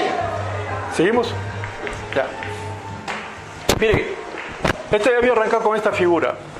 Esto fue lo que colocó un ingeniero 6 meses egresado de la UNI, que no sabía los temas de seguridad, y en un grifo, para limpiar el grifo, abrieron el manhole, y como no tenían cómo hacer purgar los gases que hay adentro, el tanque que está abajo, sí. Entonces dijo, hay que hacer un cortecito aquí cuadradito, y comenzaron a cortar con el esmeril. Cuando llegó el momento en que ya salió los gases con la chispa del esmeril, reventó. Ahí una de sus piernas cayó como a 3 cuadras. Al pata lo agarró de lleno, pues, de lleno lo despanzurró. Es un grifo de Rexol, ¿no? Pero bueno, una experiencia muy triste. Todo esto que es marketing, cuando trabajamos en este mercado tenemos que saber bien claro qué cosa es lo que vendemos, si sabemos vender, el mercado, los productos y qué quiere el consumidor. Generalmente en los grifos lo que nosotros vendemos es servicio, no vendemos combustible. Nadie va a un grifo porque le gusta comprar combustible. Generalmente vas porque ya se te acaba el combustible, tienes que llenar, vas a viajar, lo que sea. Y tienes que darle prioridad a ese gasto de plata que a veces quieres comerte un ceviche. Entonces, llegas y obviamente, como la gasolina es un commodity, la gasolina de Primax, de Pexa, de Petro, de Repsol, todo es lo mismo. 84, 90, todos tienen sus especificaciones que cumplir, sí o sí. Y obviamente la diferencia está en el servicio. Y uno cuando llega a un grifo y te atienden bien, hay seguridad, chicas que te atienden bien, te limpian el parabrisas, te botan los papeles, te dan tu regalito. Y dicen, no importa, pago un poco más. O sea, en teoría deberían vender al mismo precio, pero porque te dan mejor o mal servicio, cuesta menos, cuesta más. ¿Te das cuenta? Ese es el tema. Y uno ya sabe, dice, oye, ese grifo ni te metas, porque mira, no tiene ni vigilante, ¿no? O sea, en general lo que vendemos es servicios, ¿no? Ese es el tema. El petróleo es un negocio, ¿no? Cada etapa tiene su atractivo, ¿no? En cada etapa ustedes pueden ver costos, ¿cierto? Lo que les cuesta producir, ¿no? El margen de comercialización y la utilidad, cada etapa. Siempre el ejemplo del grifo, digamos, tiene sus costos operativos, costos fijos, variables, sus administrativos y su ganancia. Todas las etapas, el transporte, la refinación, cada una es como una etapa independiente y cada una compite de acuerdo a su nivel, ¿no? A esto nosotros le llamamos el modelo de los 3 ejes, en donde hay las recursiones, los procesos y la competencia para competir en el mercado, ¿no? En las recursiones, por ejemplo, Rexol, la refinería de La Pampilla hacia abajo tiene su Rexol comercial y tiene sus grifos, ¿no? Y hacia arriba está el holding de Rexol en Perú y luego a nivel internacional, ¿no? O sea, su nivel de recursión es en toda la cadena. Entonces, se repite y pueden competir ahí. Y la cadena de valor es la clásica, es el que te da el suministro del insumo, el combustible. Aquí relapasa siempre que la refinería le compra Petróleo Plus, le abastece a la planta de ventas de Pampilla y vende a través del sector mayorista. Está en la cadena de valor en todo, pero como refinería ocupa su lugar. En el proceso del negocio tenemos el crudo, la refinación y los derivados, ¿no? Y en la cadena de valor obviamente tenemos el procesamiento acá en medio, ¿no? Que se procesa la refinería y tiene todo el soporte administrativo, acá los insumos de entrada y acá la salida de productos y la comercialización. Esto se repite igual para todos los productos y no es ajeno a la refinería. Y en la competencia es de acuerdo a la cadena de valor. Por ejemplo, la refinería de Pampilla compite con la de Petroperú, con Maple, con los importadores. Luzpetrol como productor competirá con todos esos productores. La planta de ventas de la Pampilla compite con Planta Callada, Supe, Pisco, y Resol mayorista con todos los otros mayoristas, ¿no? Así se lee el negocio, ¿no? Y este es el modelo completo de la generación de valor con los ejes de ejecuciones, ¿no? El petróleo es un negocio. Aquí hay que ver las ideas del negocio.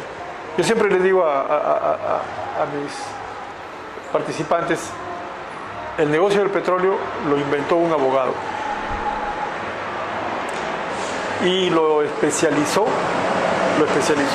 un contador, no fue ingeniero. John Rockefeller, que fue el que lo especializó y fue el más grande hasta ahora hombre de negocios del mundo, de la historia del mundo, Rockefeller era contador, ¿no? Y por eso, por ejemplo, cuando los árabes, los terroristas, el 11 de septiembre apuntan al centro Rockefeller, porque el centro Rockefeller representa, como se dice, el valor de la empresa, de los negocios, el hombre de los negocios, el éxito en Estados Unidos. La creencia de ellos es que el que muere siendo rico y famoso, ese va al cielo, es equivalente a un santo. Hasta en el dólar está, y dice, en Dios confiamos. ¿Se dan cuenta? O sea, yo estaba en Estados Unidos en un sitio que se llama Cleveland, un parque, sí, con cualquier parque así es, y ahí hay una especie de lápida así, y los norteamericanos van ahí, se toman fotos, lo tocan ahí, piensan un rato y se van. Yo vi ese sitio para los norteamericanos es sagrado. Ahí Rockefeller ganó su primer dólar. Imagínense, han pasado 150 años. Y hasta ahora ni Bill Gates tiene tanta plata como Rockefeller. O sea, hasta ahora sigue, ¿no? O sea, ese pata es el dueño, o era el dueño de todas esas empresas que hemos visto, ExxonMobil, Shell, Chevron, todo. Tuvieron que cambiar la constitución de Estados Unidos para romper el monopolio. Y él lo que hizo es a la Standard Oil, lo quebró en pedacitos, dijo, tú vas a hacer Conoco, tu Phillips, tu Exxon, tu así, ¿no? Lo formó en diferentes empresas. Por eso nosotros en el petróleo llamamos que esas son las hermanas, son las hermanitas, son las majors, las grandes empresas que controlan lo del petróleo. Después de la Segunda Guerra Mundial se unieron con los árabes. Estados Unidos no entró a la Segunda Guerra Mundial hasta que Inglaterra le aceptó sus condiciones. Entonces Inglaterra dijo, ya, ¿qué quieres? Porque en la Primera Guerra Mundial Inglaterra le quitó a Alemania su hegemonía sobre los territorios y los negocios de los árabes, ¿no? Y del Medio Oriente en general. Entonces nadie podía entrar porque eran los ingleses. La Primera Guerra Mundial. La Segunda Guerra Mundial Estados Unidos le dijo, no, un momentito, yo entro, pero en petróleo, esta línea, de aquí para allá los negocios son míos. Allá. Entonces una de las pocas cosas que hizo de frente a Estados Unidos fue a Arabia Saudita, su embajador obviamente con todos, y vio Arabia Saudita tenía ahí como 20 caudillos, 20 jeques. Vio al jeque más sobresaliente y le dijo, ¿tú quieres ser rey de Arabia Saudita? Sí. Ok, nosotros te vamos a apoyar, vas a hacer, pero somos aliados de aquí para siempre. O sea, tú me fallas, los otros te van a derrumbar. O sea, en Arabia Saudita hay un descontento de todos los otros jeques porque todos se creen con derecho a ser rey. Pero el que está rey ahí es porque ha sido puesto por los poderes. El cambio es que se maneja en alianza con las empresas petroleras. O sea, las grandes empresas petroleras norteamericanas son amiguitos. En Perú no está lejos. Ustedes saben de la refinería Talara. La refinería Talara era de la International Petroleum Company. Y la International Petroleum Company era propiedad de la Standard Oil de Nueva Jersey. Y esta era propiedad de Rockefeller. O sea, Talara era propiedad de Rockefeller. Por eso toda la formación del refinero de Talara es al típico estándar norteamericano. Que es mi caso. Yo todo lo que sé, por ejemplo, barriles, galones, grado Fahrenheit, todo, y todo el estilo norteamericano, API, ASME, todo. Así se formó O sea, cuando me cambian las unidades, aguanta, ¿no? O sea, si tú me hablas en bars, no me hablas en PCI, que son libras, me demoro en convertir. Bueno, en nosotros el año 93, que es Fujimori, como dicen, vende las joyas de la abuelita y entre ellos vende la refinería La Pampilla. Y se regula, cambia la ley, empieza la ley orgánica de hidrocarburos y acá ya se vuelve una participación libre prácticamente. Antes todo era Petroperú antes, todo era Petroperú. Y ahí había un problema. Por ejemplo, Petroperú tenía monopolio, era el único que abastecía. Sus vendedores de Petroperú monopólico eran vendedores. La respuesta es no. A ellos les compraban porque no había alternativa, pero yo tenía que ir por mala cola o IBN para mi grifo, pero ellos se creían vendedores. Entonces, cuando se abre esto al mercado libre, en esencia Petroperú no tenía vendedores. Y a mí me nombran gerente de ventas de Petroperú el año 2000. Y yo llego y digo, a ver, ¿quiénes están en ventas acá? Obviamente, yo soy doctor y no soy doctor en ingeniería, soy doctor en comercio, negocios, porque me habían preparado para eso, ¿no? Y me preparó Petroperú. Cuando llego, digo, a ver, y me dijo, yo soy el jefe de ventas, tengo 30 años acá. Y mi primera, ¿conoces el grifo? Bueno, por ahí, alguna vez he ido. O sea, el señor conocía a los griferos, a sus esposas, los cumpleaños, hacía una actividad social con todos ellos. ¿Por qué? Porque como era el que les vendía, ¿no? Los griferos todos querían estar bien con él, ¿no? Pero no era que él era vendedor. ¿Y sabes cómo es un grifo? No sabía cómo era. ¿Conoce los productos? No. Y así había sido. Y mañosamente, disculpe que empiece esa palabra, en el gobierno militares, en Petroperú establecieron que en el área comercial solamente se necesitaba secundaria para trabajar ahí y ser gerente. No encontrabas profesionales. ¿Sí? Entonces hice una barrida de... Lo profesionalicé el área. Primera vez que se hizo un plan de marketing. Yo inventé la Petrorec. La Petrorec es esa de los grifos de Petroperú. Es mi hijito. Tengo varios hijos. Petrorec, Scott, todo eso, ¿no? Y hice una alianza estratégica porque Petro no tenía grifos. Y lo dejé con 140 grifos. Ahora tiene como 500 afiliados. Ningún grifo es de Petroperú, por si acaso. ¿Se dan cuenta? ¿Ya? O sea, hay una alianza comercial para que Petroperú se defienda de Rexol y las otras empresas que venían con todo, si no, morían, ¿no? Entonces, ese fue el gran cambio, ¿no? Obviamente que a mi gente de ventas lo mandé al señor un mes al laboratorio, traje unos señores que le expliquen cómo era un grifo, ¿no? Y un montón de cosas así, porque cada sector del negocio tiene una terminología, tiene un lenguaje, una jerga. Por ejemplo, yo había sido jefe de todo lo que era plantas de abastecimiento, todo lo demás. Entonces ellos nunca habían manejado una planta, no sabían los buques, la refinería, peor, ¿no? Entonces, mucho tiempo me pasé en esas cosas, ¿no? Pero sí agradezco todo lo que me dieron. Mire, yo tengo 3 MBAs en negocios. En negocios nada más. Porque ya no necesitaba estudiar ingeniería y había trabajado 20 años en la refinería. Yo hice el primer diseño para la modernización de la refinería. Y me mandaron a Estados Unidos, a Japón, a diferentes sitios a especializarme en procesos de refinación. Por eso es que en otros sitios doy cursos de procesos de refinación, por ese tema, ¿no? Entonces, y en San Marcos soy profesor doctoral de negocios internacionales. Y en ESAN enseño negocios de gas y petróleo.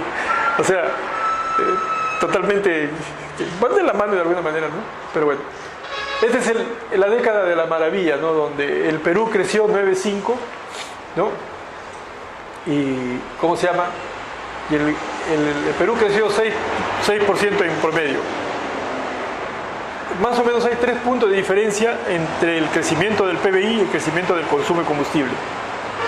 O sea que en 10 años se duplicó el combustible. se duplicó la electricidad. ¿Se dan cuenta? Y ahora, bueno, felizmente también no hemos avanzado mucho en crecimiento, si no el combustible realmente sería caro. Esto le debe haber mostrado Francisco.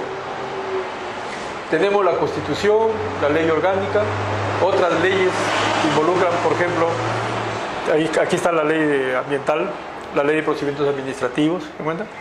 Y las regulaciones, ¿no? En medio. Así es el orden legal. Nosotros el año 2012, 13 y 14 fuimos el primer puesto en ese triángulo de soporte para el crecimiento económico a nivel mundial. El Perú fue el primer puesto en el desarrollo de proyectos y soporte económico.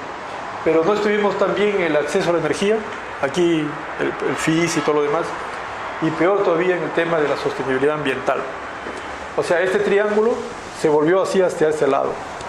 O sea, nos volvimos demasiado exigentes en el tema ambiental. Y esto iba jalando el triángulo. Éramos malos en esto, se volvió chiquito, ¿no? Y hasta que los problemas sociales reventaron acá. Ustedes se acuerdan, Pichanaki, aquí Quillabamba todavía siguen problemas y un montón de cosas. Tía María, por ejemplo, en la parte ¿no? Pero fuimos número 1 en la parte económica, ¿no? O sea, este es como el triángulo se desplazó, ¿no? A Pulgar Vidal yo le hacía esto, le decía, mira, esto tenemos que hacerlo más práctico. O sea, ¿cuál ha sido el cambio? ¿Sabe que China comunista venía del sistema de Mao Zedong comunista, la ultra izquierda o la ultraderecha, esos extremos? Y nosotros podemos decir que estamos en medio. Tú puedes ser de izquierda o puedes ser de derecha, políticamente hablando, pero en la medida que seas pragmático, ¿no? Vas a hacer el desarrollo de tu pueblo, en cualquier lado. El problema es cuando te aferras de una de esas posiciones y no dejas pasar al resto del mundo. Entonces, acá tenemos que ser pragmáticos. Si se necesita una pista, una carretera, una industria, un muelle, hay que hacerlo, ¿no? O sea, tenemos que ser pragmáticos. Pero a veces acá, por temas políticos, entre comillas, las cosas no avanzan, ¿no? Y obviamente las sociedades están más informadas, los pueblos reclaman, ¿no? Este es lo mismo. Nosotros estamos en buen puesto. Todo esto es un abastecimiento energético. Todos son los puntos, las dimensiones para la matriz energética, ¿no? Nosotros en la política energética hay que considerar todo eso, ¿no? Tener una matriz diversificada, no solamente combustibles y gas, el acceso universal, el uso eficiente, la autosuficiencia, el impacto ambiental mínimo, el gas, la institucionalidad, la interacción y la infraestructura. Hay que trabajar en todo eso. Y esas inversiones, ¿no? Mucha inversión. Las leyes que han visto ustedes. Y la seguridad energética, que siempre insisto yo en este tema, tenemos que desarrollar proyectos que nos den continuidad y confiabilidad. Continuidad, por ejemplo, es el caso de la electricidad, ¿no? Que no varíe el voltaje, que sea un voltaje. Servicio continuo y estricto. Y el confiable es que no falle. Que no falle. Lo mínimo. Puede haber fallas, pero...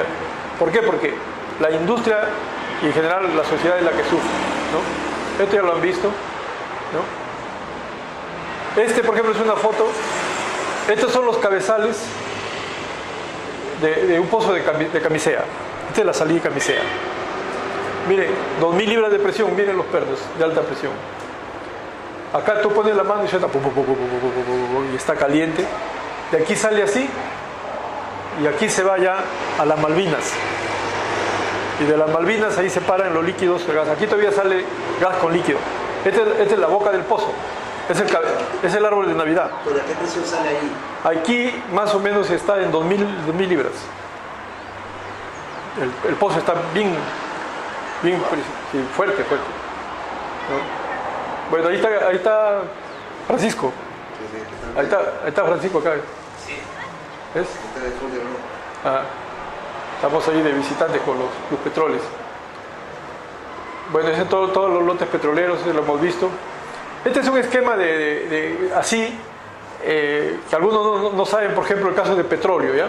Por ejemplo, la refinería Talara procesa 58.000 barriles en ese año, ¿no?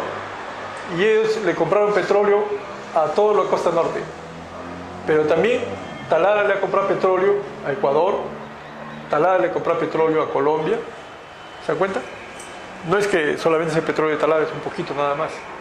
Y no aparece de la selva. ¿Se da cuenta? O sea, entonces, Selva Norte, ¿a quién le está vendiendo? Selva Norte, en ese entonces le vendió a la refinería Milagro, a Conchán, a La Pampilla, ¿no? La Selva Central va todo a Pucallpa. Pero también Pluspetrol Selva Norte le vendió a Estados Unidos, a Chile, a Loreto. Y nadie dice nada porque le vendemos petróleo a Chile. Nadie dice nada. Pero ven a venderle una gota de gas y pucha, que arde Troya. Y como ven, petróleo viene de Brasil, de Venezuela, de Angola, de Rusia, de Nigeria. Todo esto compra Repsol La Pampilla. O sea, es un mercado internacional. Obviamente para Pampilla es más fácil hacer esto porque así como hay Repsol en Perú, hay un Repsol Trading International que es el que se encarga de sus negocios, digamos, de alta mar. Donde compro petróleo, donde lo deposito, donde compro este producto, donde deposito, ¿no? Es un trading. Doctor, se puede entender que con la Pampilla más después, o sea, conviene más comprar que producir. Comprar que producir, sí. El negocio de una refinería no es producir petróleo. Es el margen de refinación. Por eso cuando nos dicen en Talara, nos dicen, oye, pero ya no hay petróleo para acá, no, a Talara no le interesa que el petróleo de Ecuador o de Colombia o de la selva, Talara le compra en la medida que tenga el mejor precio y les haga el mejor beneficio. Si no, se va y le compra pues, por acá, por otros sitios. ¿Por qué se va a hacer problema? Tiene para escoger. Pero ya su refinería tiene una configuración diferente. Ahorita no puede, porque la refinería está hecha para el petróleo de Talara. El transporte ya hemos visto que es los ductos. Este es el ducto norperuano, ¿no? Viene de la estación 1 en un sitio que se llama Saramuro. Aquí produce Pluspetrol. Viene así, luego viene acá desde la estación de Andoas en toda esta zona. Y aquí se juntan los dos ductos. Y vienen hasta Bayoga. ¿Cuál es la idea acá? Que como este oleoducto está hecho para 200.000 barriles por día y solamente ahorita está transportando 20.000. O sea, no da ni para el desayuno. ¿Se da cuenta? O sea, no cubre ningún costo. Este es una carga para Petroperú. La idea es que aquí está el límite de Ecuador, ¿no?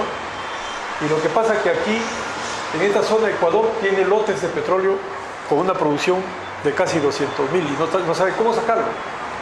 Entonces ellos quieren tirar un ducto acá, así, de 160 kilómetros y utilizar todo el ducto.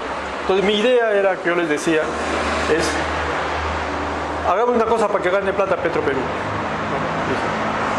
Que Petroperú saque este negocio al sector privado. ¿Cómo? Que le diga, oye, yo te concesiono, pero lo primero que tú tienes que hacer es invierte en renovar el oleoducto y que haya un ducto acá para Ecuador. Arregle el contrato con Ecuador, ¿no?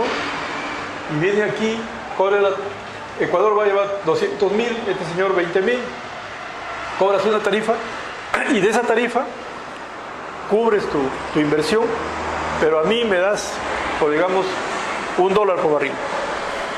O sea, yo no hago nada, yo solamente espero porque te doy mi propiedad. Es como que te doy mi carro para que hagas taxi. Me das un fee, un pago. Así igualito. ¿Quién puede hacer eso? Porque el petróleo de Ecuador, ¿a dónde va, dijimos? A la China. Los chinos dijeron, ya, yo lo hago. ¿Por qué?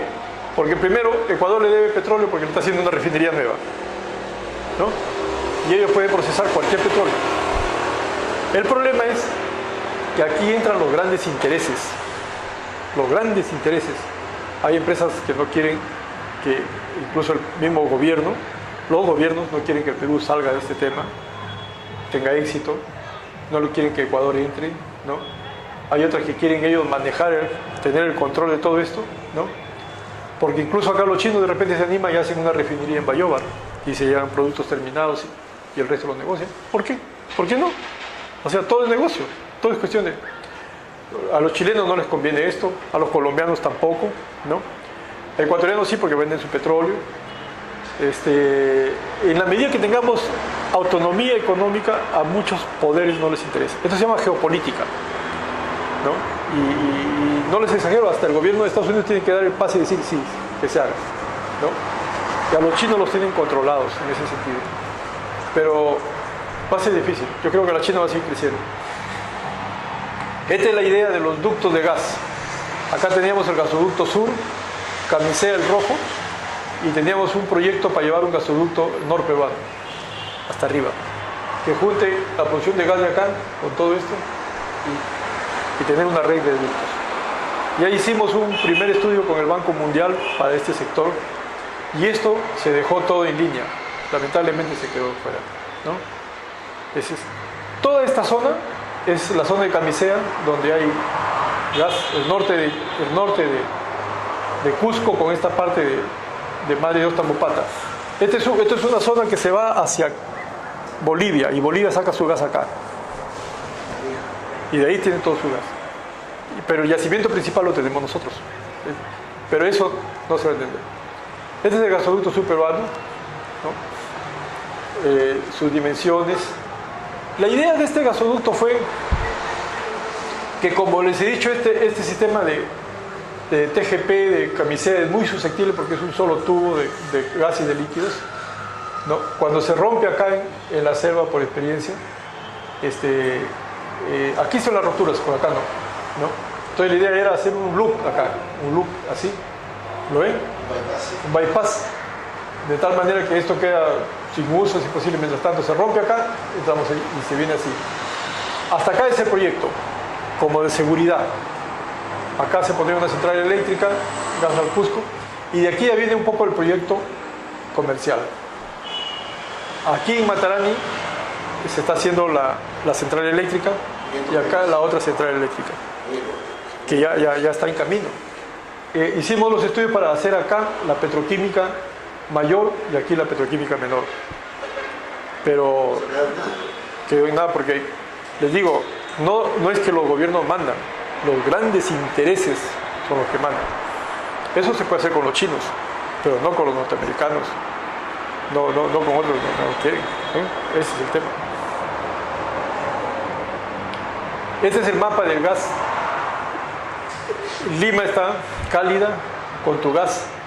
Aquí está Fenosa con LNG, lo van a llevar por camión. Aquí todo lo que es amarillo está gases del Pacífico, ¿no? Piura, ganado gases del norte, pero todavía no le dan la concesión. Y esto que está de color así moradito está en concurso, en proinversión. Esperamos que salga en 2 años. O sea, ahí va a ir comprimido. Ahí es un buen tema. Yo también hay un poco de arrepentimiento. Cuando arrancó este proyecto, ¿no? Empezamos porque sacar de acá del gasoducto de Camisea una línea para comprimir gas y abastecer a esto, ¿no? Pero comprimir. Como 2 años después conocí más el tema del gas liquefactado y la China también sacaron ya tecnológicamente plantas pequeñas, o sea, plantas de 1 millón, 2 millones, 4 millones, 10 millones de gas natural para que puedas abastecer pueblos, ¿no? Y ese tema no había en ese momento, porque realmente llevar gas comprimido acá es una pérdida de plata. Es como las 4x4. Tú tienes tu 4x4 feliz, pesa 2 toneladas y está paseando un fierrazazo que no le das un uso. Tiene sentido. Acá lo que se va a pasear es, digamos, un tanque de casi 8 centímetros de espesor, ¿no? Es el fierro el que vas a pasear y tienes que pagar por fierro.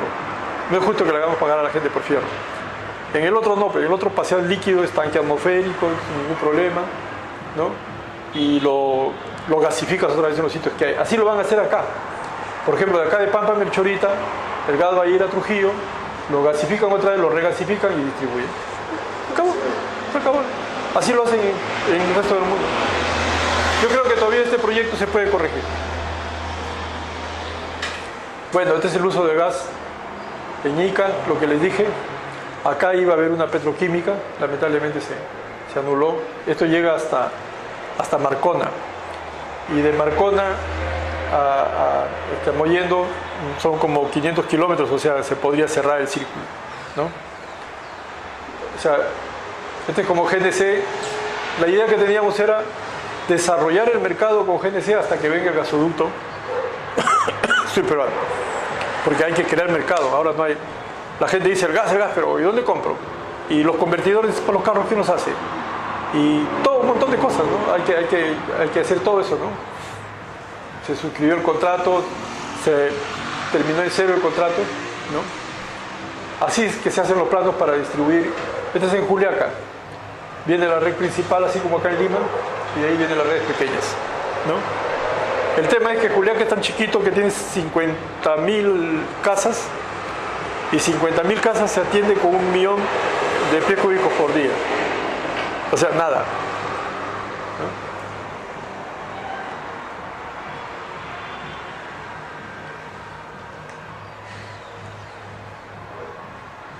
Esta información la tienen ahí, la pueden usar. Mucho de esto es de mis tesis de maestría y doctorado, así que no hay ningún problema, lo pueden usar, ¿no?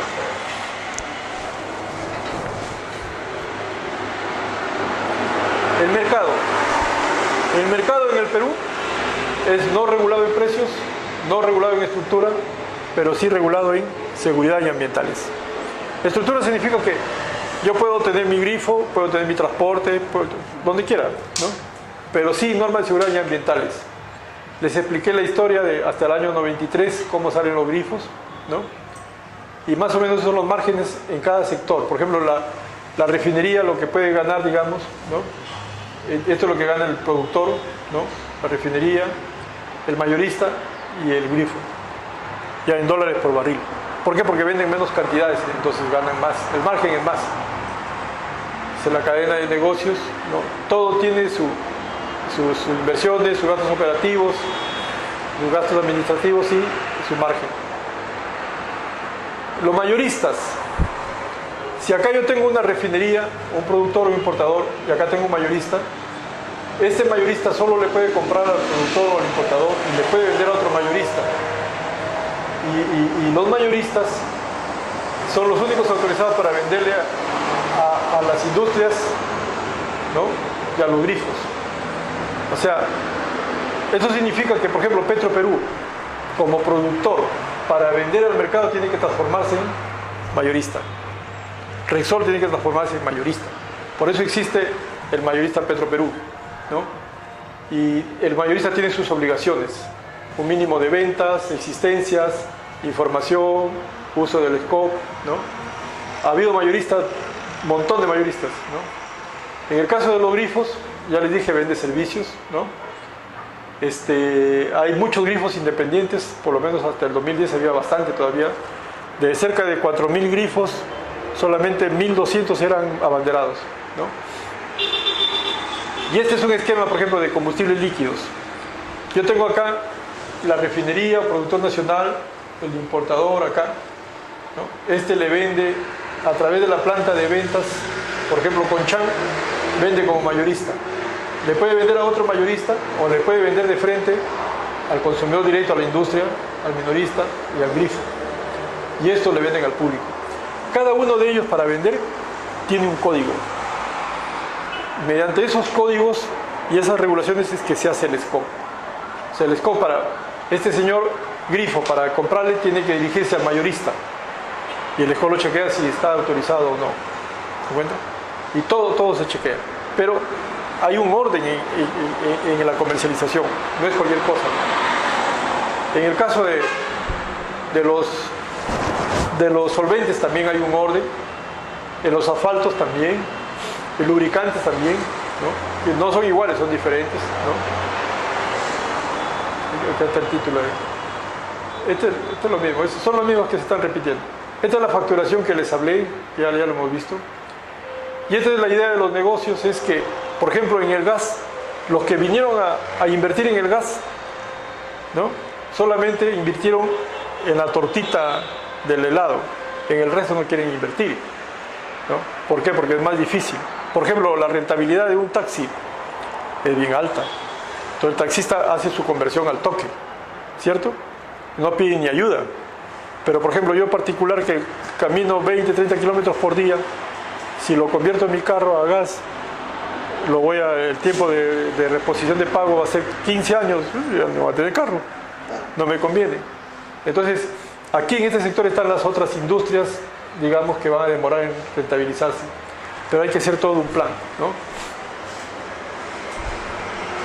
Y por acá, finalmente, esta es la cadena de comercialización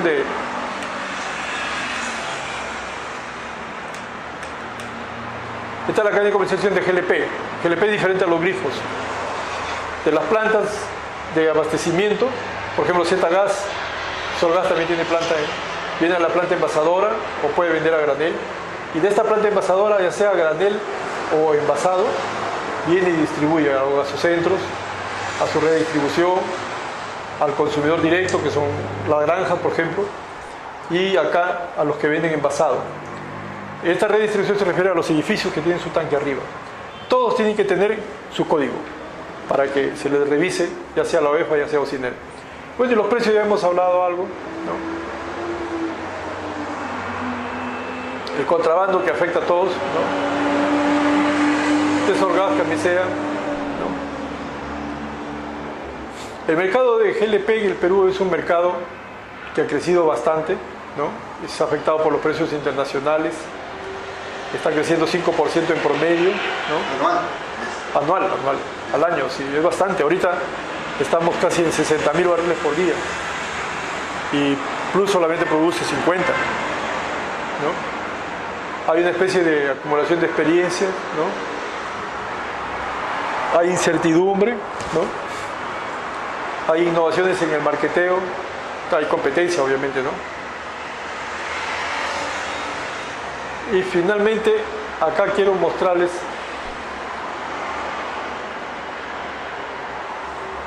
cómo utilizan el GLP de manera informal, ¿no? Acá, por ejemplo, este es en Huánuco, utilizan mucho los tanques de la cocina, los meten acá, en los mototaxis o en los carros. Y le ponen una válvula así nomás de esas de hechizas, ¿sabes? Se pasan. Y no podemos hacer mucho porque hay como 2.000 vehículos así. Ya lo han aceptado a la mala. Estos son los biocombustibles. Los biocombustibles también ahorita con el precio del petróleo están un poco abajo. Como que no conviene producir ni aceite ni gasol para meter ahí porque el precio cae con el precio de...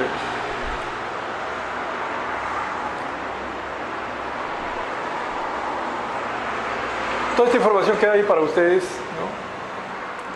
¿no? Ya, acá quería decirles, por ejemplo, mire, en las plantas de ventas, por ejemplo, la planta de ventas de Piura, acá tienen una idea cuánto alimenta a Tumbes, a Piura, ¿no?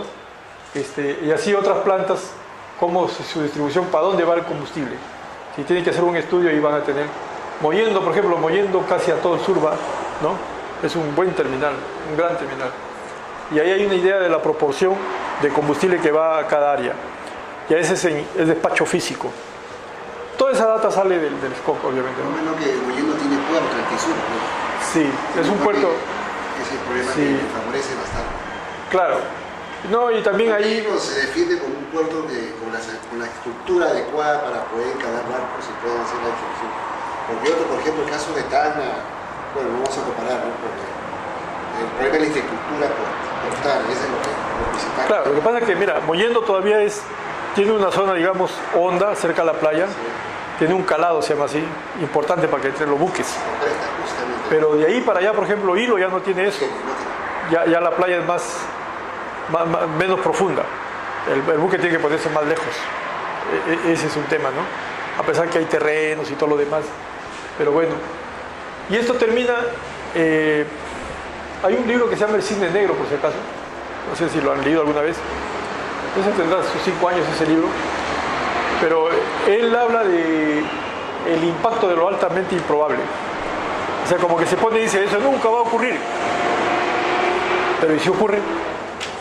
Entonces hace toda una explicación de casos que han ocurrido y cómo hay que, ¿no? Y habla del riesgo, la incertidumbre, la probabilidad. Y las normas de seguridad disminuyen esa incertidumbre. Y bueno, igual ahora las normas ambientales. ¿Tienen alguna pregunta? Todo ese material lo tienen ahí. A grandes rasgos es una explicación de la industria de petróleo y gas. Si, acá también está mi correo a la entrada, si gustan ahí lo pueden ver. Cualquier consulta me lo hacen a través mío o de Rosario, no hay ningún problema. ¿Ya? La oferta vale por un mes. ¿Listo? Sí. Una última pregunta. ¿No te tocó el tema de Juliaca con el sur? Sí. Sería complicado un poco el tema de la llegada del gasoducto, que va a demorar mucho. ¿Cómo ves la posibilidad de que Bolivia, a través de la frontera con uno que tiene, ¿ya? habían hecho unos preacuerdos, digamos, tentativos para que Bolivia abastezca al sur en vista de estas circunstancias que todavía van a durar en ¿De gas? Claro, gas. Incluso ya se pensó que iba a haber una planta de rega sentadora, porque ya había un poquito, hablaba así que volvía, no sé qué quedó así. Mira, yo les insisto a ustedes que aquí hay temas aquí geopolíticos que a veces escapan a nuestro entender, porque no tenemos la información.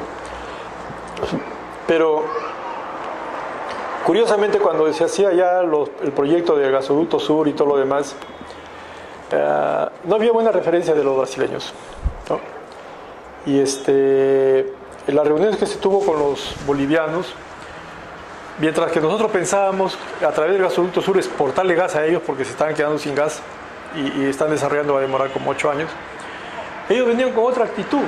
Ellos también querían exportar y nos decían: miren, aunque ustedes no nos crean, hagan su gasoducto y nosotros vamos a usar ese gasoducto para exportar porque ustedes no van a llegar. O sea, estaban convencidos que nosotros los peruanos íbamos a hacer la obra más para ellos que para, digamos, el lote 88, 58, ¿no? Entonces, tenían otra información. Y yo decía: ustedes están locos, si yo voy a tener gas de sobra del 58 y les voy a vender a ellos y podemos ser amigos, bueno, ¿no?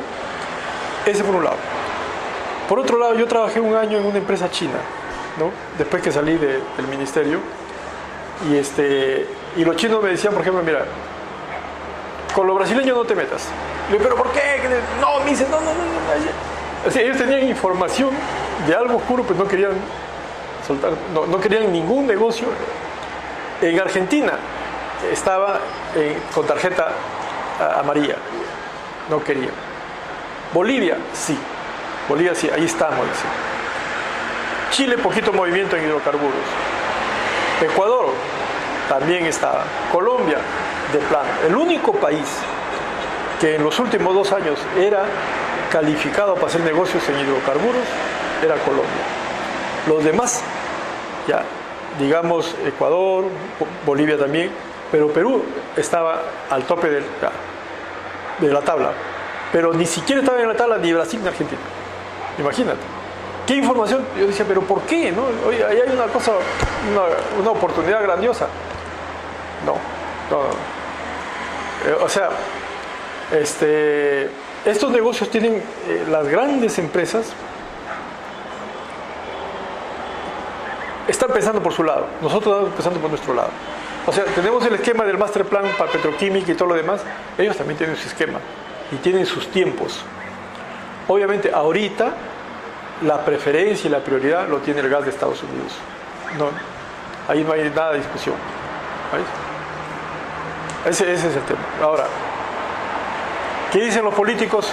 Yo no veo que haya relación entre los políticos de Bolivia y los políticos de Perú. Muy difícil. Son cosas raras. Listo, Rosario. Espero haber cumplido. Ya. Vamos, hija.